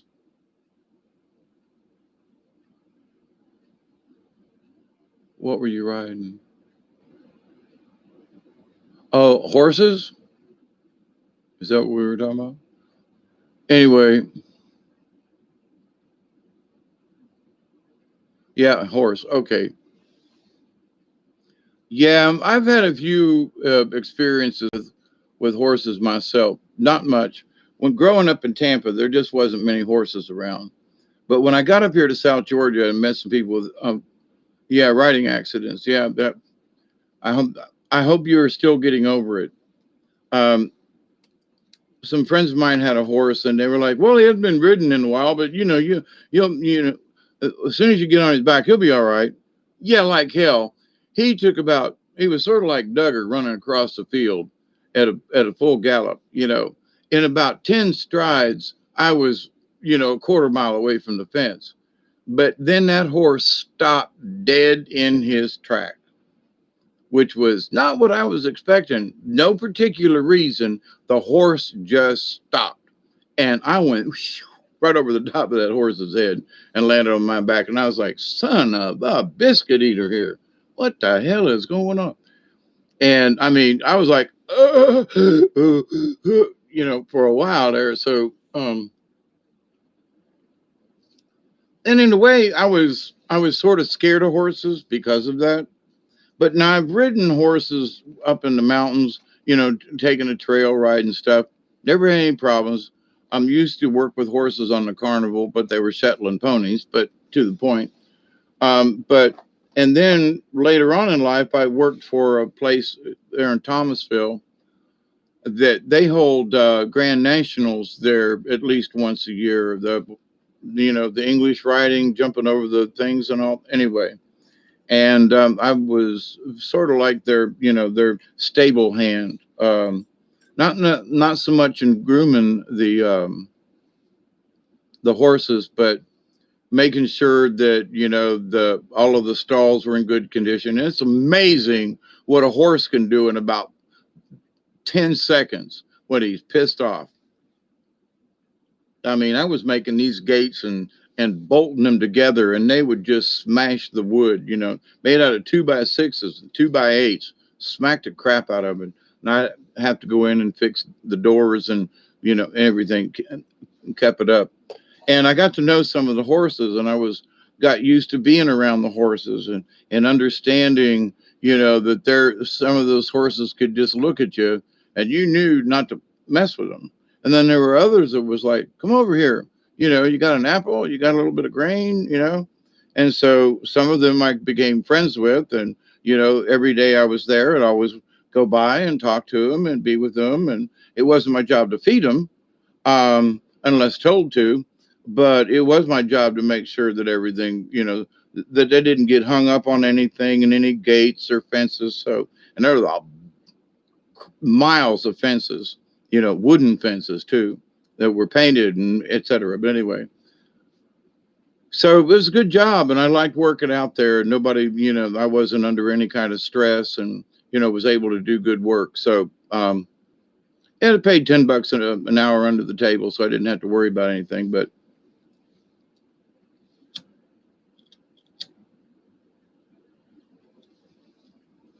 I wish I had that kind of job right now. Not that I could do a lot, but man, them 20 hours a week being around the horses, that was just cool. Anyway, being a caretaker of a plantation kind of thing. So, and sometimes I mowed and sometimes I moved hay. There was all kinds of stuff to do. So it was cool. Not quite a farm, but, it was a horse stable and all that. They had cows too, but of my fear of horses because of being thrown and not having been around them much, I was able to, in my spiritual journey, have a chance to go work around horses and understand them in that totally different, non-fearful way. Respected them, yeah, because they could kick the crap out of you, And some of them were mean and would bite the crap out of you when you walked by. But, mostly, and the thing is that, if you showed fear around them, that especially those who were a little skittish or whatever, they knew it immediately, sort of like certain dogs, man. They know if you're fearful. And when I was growing up, I don't know, I was about 9 or 10 years old, playing with a girl down outside in their yard, and they had a boxer dog and was playing with a ball, and we were passing it back and forth like a beach ball. And I got it and went, whoa, and lifted up the ball to throw it back to Miss Janet. And the bulldog was jumping up for the ball and bit me in the face, bit through my lip, top lip. I still got a scar under my mustache, got me on both sides of the head. He thought my head was the ball. Sent me to the doctor, blood gushing everywhere. Didn't have medical emergency stuff, so I actually went to a doctor's office where he numbed me up with Novocaine and sewed me up. And man, you talk about something that hurt. Fat lip, and I got stitches on both sides of my face and stitches in my lip, and I'm all bandaged up. Holy crap. And then to go back to school the next day, So I've been dog bit right in the face. Um, and for a long time there, dogs, I'm like, but then I learned sort of how to become a dog whisperer. And the first thing you do is you get down on their level. If you're standing over a dog trying to reach down and they don't know who the heck you are and they're a little skittish, but if you will get down on a knee and say, hey, boy, hey, girl, whatever, and just do that kind of thing, as soon as you put yourself down on their level, their stress level drops because you're not towering over them. And whatever that might come and whatever that might mean to that animal. So by bringing yourself down to their eye level kind of thing, it just helps. It helps with kids too. So as a puppeteer and a storyteller, if the kids were, scared of a puppet or something, I would always try to get them to work the puppet, that it wasn't something to be scared of. It ain't Chucky, And there are some kids, not so much adults, because of the way I did the marionettes. And I'm getting my puppets out. I'm One of these days I'm going to show them to you. I got a bunch of them.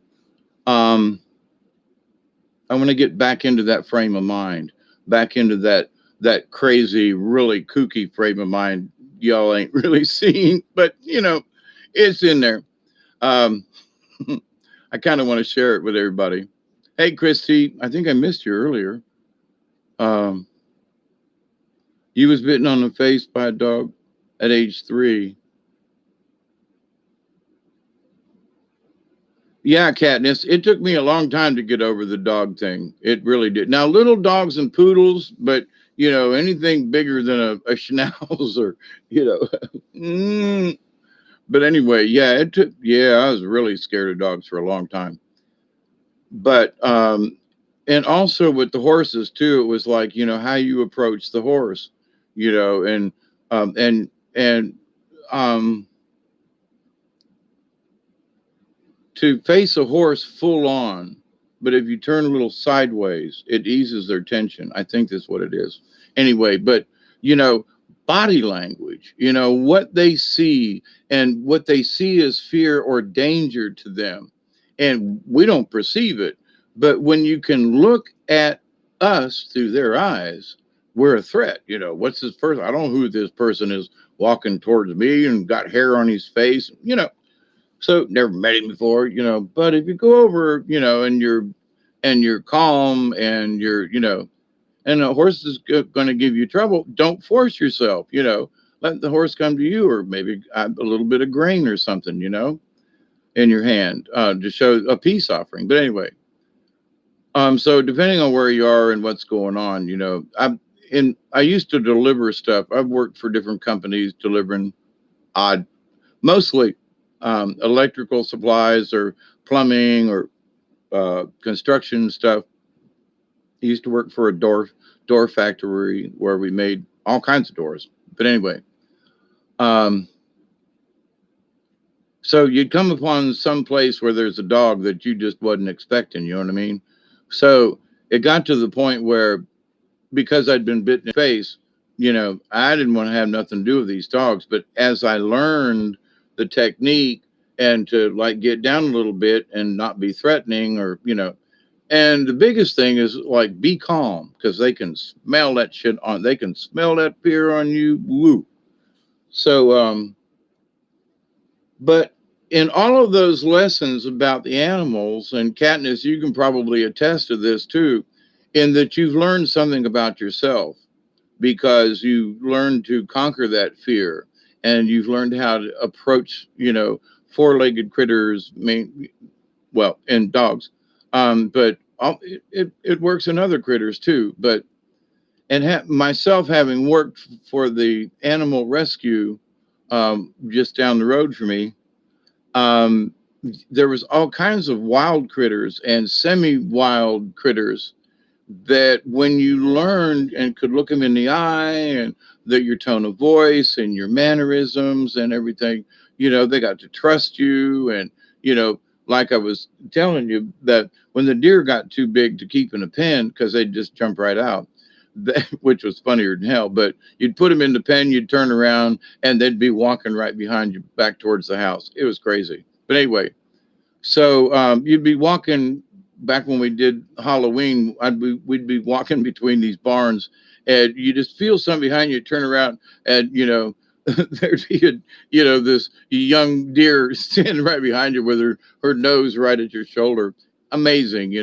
So and so very interesting. So when you get to be with critters in the wild, and like that ceremony that I did here on my property down on the river, that early morning, when as the light was coming up, and I blew out the candle, and there's this otter right next to me. Like, what? And I've had hawks come and sit. An owl was in the tree the night before, big barred owl, big owl, and was like in the tree that I was sitting under. And, had the whole woods to pick, but he picked that tree because of my meditation and prayers. And then the next day, an all-night prayer and ceremony. And Otter showed up because I was doing one ceremony was for the land, and the next ceremony the following day was to connect the land and the water together. Even though they're side by side, in my ceremony, I had not connected them. I was only doing. I was sort of thinking, the river's right there. It's. And then I realized with some help from my shaman that, but you didn't include the water in that, did you? And I was like, no, I didn't. Oh, I should have. Oh, it wasn't just the land. So, understanding that, I went down the next night to finish the ceremony and bring the land and the water together. But when that otter showed up the next morning, I blew the candle out and he was there. It was like, whoa. You just have to wonder if the spirits ain't really talking to you, or if, the drum that I did and the chanting that I did and the prayers that I sent and, the ceremony that I did with, sage and tobacco and prayers, that how could, at the end of the ceremony the night before, Al was right there. I said, show me a sign, spirit, if everything's good. Woo-hoo! Whoa. I mean, no hesitation. And the next night, with blowing out the candle and the otter showing up, from my spiritual sense as a shaman and trying to understand all the forces of nature and all the critters and everything being together, did Great Spirit go over there? Was Otter listening to the prayer just around the bend over there, which could have been seriously have happened because there was a curve like right behind me. But in that though, but to have come right up to me and like wink and go back under the water, a wild otter. I mean, but anyway, so you think there's nothing in the river because you don't see it. You don't think there's anything in the sky and things around you in the woods because you don't see it. But then when you sit in the stillness, then the squirrels come out and jump between the trees. When you sit still and listen, the turkey will walk by, or a deer will come out of hiding and walk right past you, or all kinds of other critters. There's a bobcat that this thing looked like a mountain lion, huge bobcat. And like they roam around out here, but we don't ever see them, so bobcat, there are times when I've been down on the river with the lights out and just a little fire going, just enough to give a little light and looking at the stars and you just like look around you. There's something there, but you don't know what it is. And bears make too much noise, but these things are so quiet. And I've seen paw prints down in the sand down there on the river and have wondered, now, that ain't a bear, but it very could well be a bobcat because we got them, but you don't ever see them. They're hidden. I mean, they rarely show themselves. But if you look for the signs, they're all up and down the swamp, turkeys high up in the trees at night. Never would expect they'd be halfway up a pine tree, Yep. Other critters and other things, but when you allow yourselves to be with them rather than trying to see them, the lesson has always been look for what's not supposed to be there. What does that mean? Well, there are trees, and sometimes there'll be three trees in a row, and you can see three trees in a row here, but you can only see one tree and something else. There's something standing there. So, but when you allow your eyes to see what's not supposed to be there, that's when you see the deer and other things. And for squirrel hunters, oh my God, it's been a couple of months ago, September, squirrel hunting. They were like, well, I go down in the woods all the time. I don't see nothing. I tramped through the woods for a better part of 3 hours. I didn't see one squirrel. Dummy, you don't know how to squirrel hunt.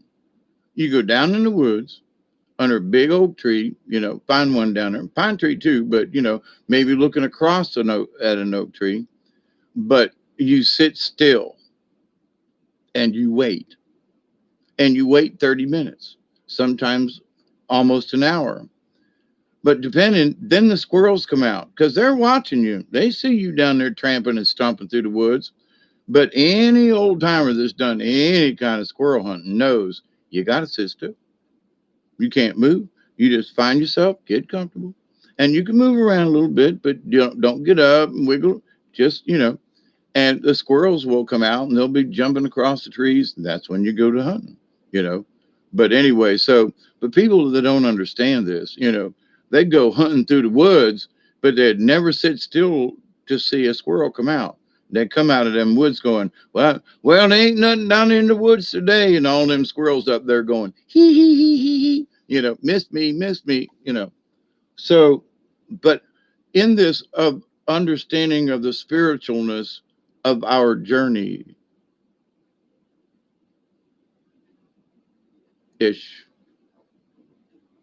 Journey-ism, our story,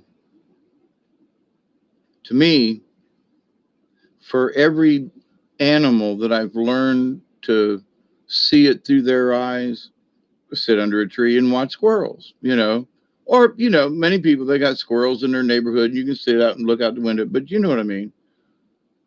So, but by looking at the critters and somebody, that's just it's just a rat with a bushy tail. In a lot of ways, that's true. But squirrels are a whole lot more fun to watch than a rat. Trust me, been there, done that. The rats in the jail when we were there, they'd run across the steam pipes at night. It was freaky. And they would steal bread. If we left bread out, now it was covered, but we didn't put it like in the cooler or we caught the sergeant would come in and go, okay, who stole the bread? There were 6 loaves last night. Now there's only 1. Who got in here in the dining room and took them loaves of bread? Now it was back then, it was like 40 cents for a loaf of bread. But anyway, but the idea was, and the sergeant come to me and goes, no, where's that goddamn bread?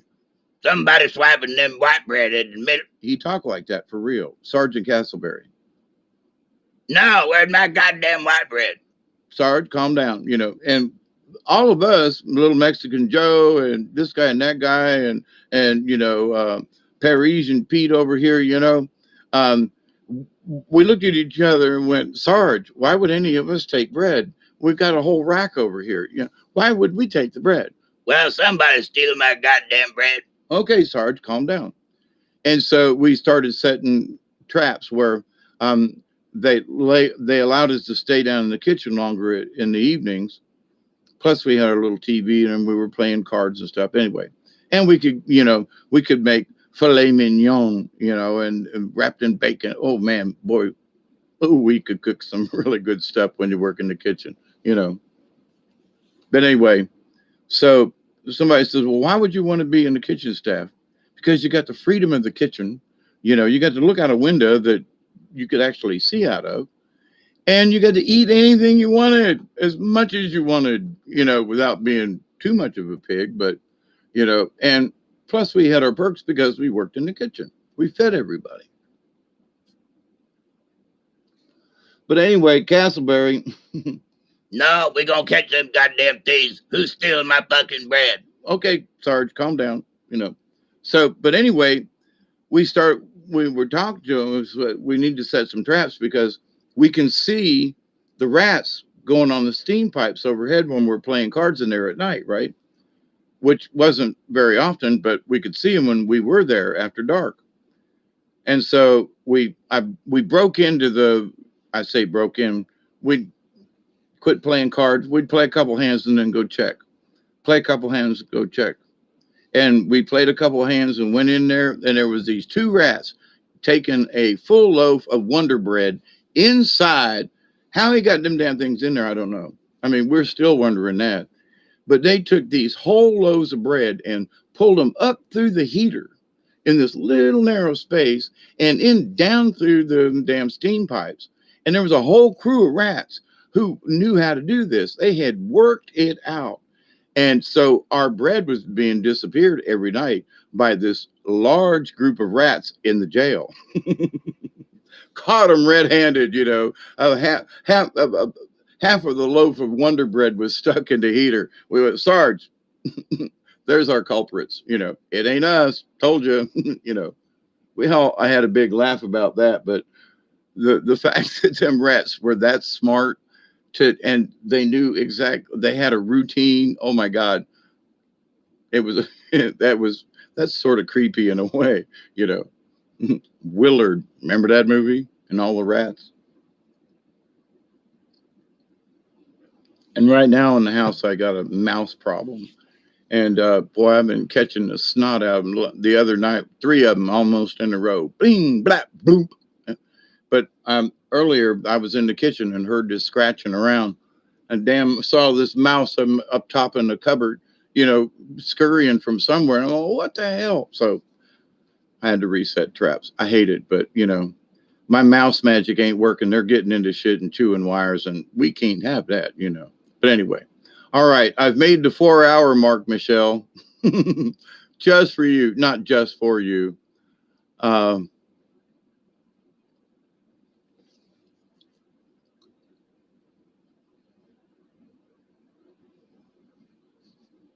Bird feed that drops. Yeah. Thank you. I do need to fill my bird feeder back up there. ST, it's good to see you. And Teresa, golly, y'all stayed up this early, this late. Come on now, it's time for us, some of us youngins, to go to bed. If it don't rain too much tomorrow or today, I got to cut some more firewood. I got enough to last another day or two, but it's going to be cold for several days down here, and might not need a heater all the time. But I got a little one down here that puts out a bit of heat for heating this small area here and keep my, the worst part is keep my feet warm. But a big potbelly stove over there, man, it really does good. A nice job of heating the place up. But some of the hardwood that I had from last year, I still have a decent amount, but some of the other is sort of dry rotted and it's been burning really fast. So I load it up and then look in there 20 minutes later and go, crap, there's not even any coals. So I got to get some better wood to burn with. But anyway, yeah, Katniss, Michelle, Estee, and I know there are other folks back there in the background. And I love you all. I do. Thank you for hanging out with me. It's always a pleasure. I always learn something. I know I'm the one sitting here doing all the yakking, but in reflecting on things, it's a good thing for myself. In that, not so much am I gauging where I am in spirituality, but at the same time, it's nice to be reassured that through whatever your endeavor in life, it's nice to be able to see proof that you're at least still on the right track. And whether or not you're making progress, as I was saying earlier, having, lived through these literally life and death situations, and I'm still here, it's like crap. But, for me, I guess, for my shamanism, for my journey, I had to deal with those fears and to be reborn of the spirit, I guess, because I keep thinking about the hot time on the river. The cold was that was some shit there. But the 3-day thing, having, my reflection on that, I might bring this up too much, but the idea of seeing yourself walk away with a spirit on either side of you, it's still overwhelming to me in a good way, but in that there is something much deeper in this universe. It is all around us. And I think watching the Star Wars movies and listening to what they were talking about, the Force, and you know, young Skywalker learning, and then the other movies where old Skywalker is trying to teach, you know, a new initiate, apprentice. And so reflecting on what they're discussing in a movie, but then understanding in what the quantum is and what the universe is, and what, you know, great spirit is all around us and we're all a part of the universe. And but isn't that the force of the universe? Isn't that the force of nature? You know, so we can use that word and say, well, may the force be with you. And yeah, it's cliche and it's Star Wars, but in reality, that is the truth. In all of its weirdness and movie stuff and all that, may the force be with you. Understand the force, understand the universe, understand the source material, understand that we are a part of everything, you know? Wow. But see, to stay in that, regardless of what you're doing through the day, you can use that tiny little cliche. I am the force, you know, I am part of the force. The force is with me. You know, it's almost like a Catholic prayer. I can't quite remember, but anyway. So, but may the force be with you. Um, Not such a bad idea. So, my friends, stay safe. If you get a chance, have a look at Scientific Lee and Lee. I got to put my glasses on for that one, Katniss.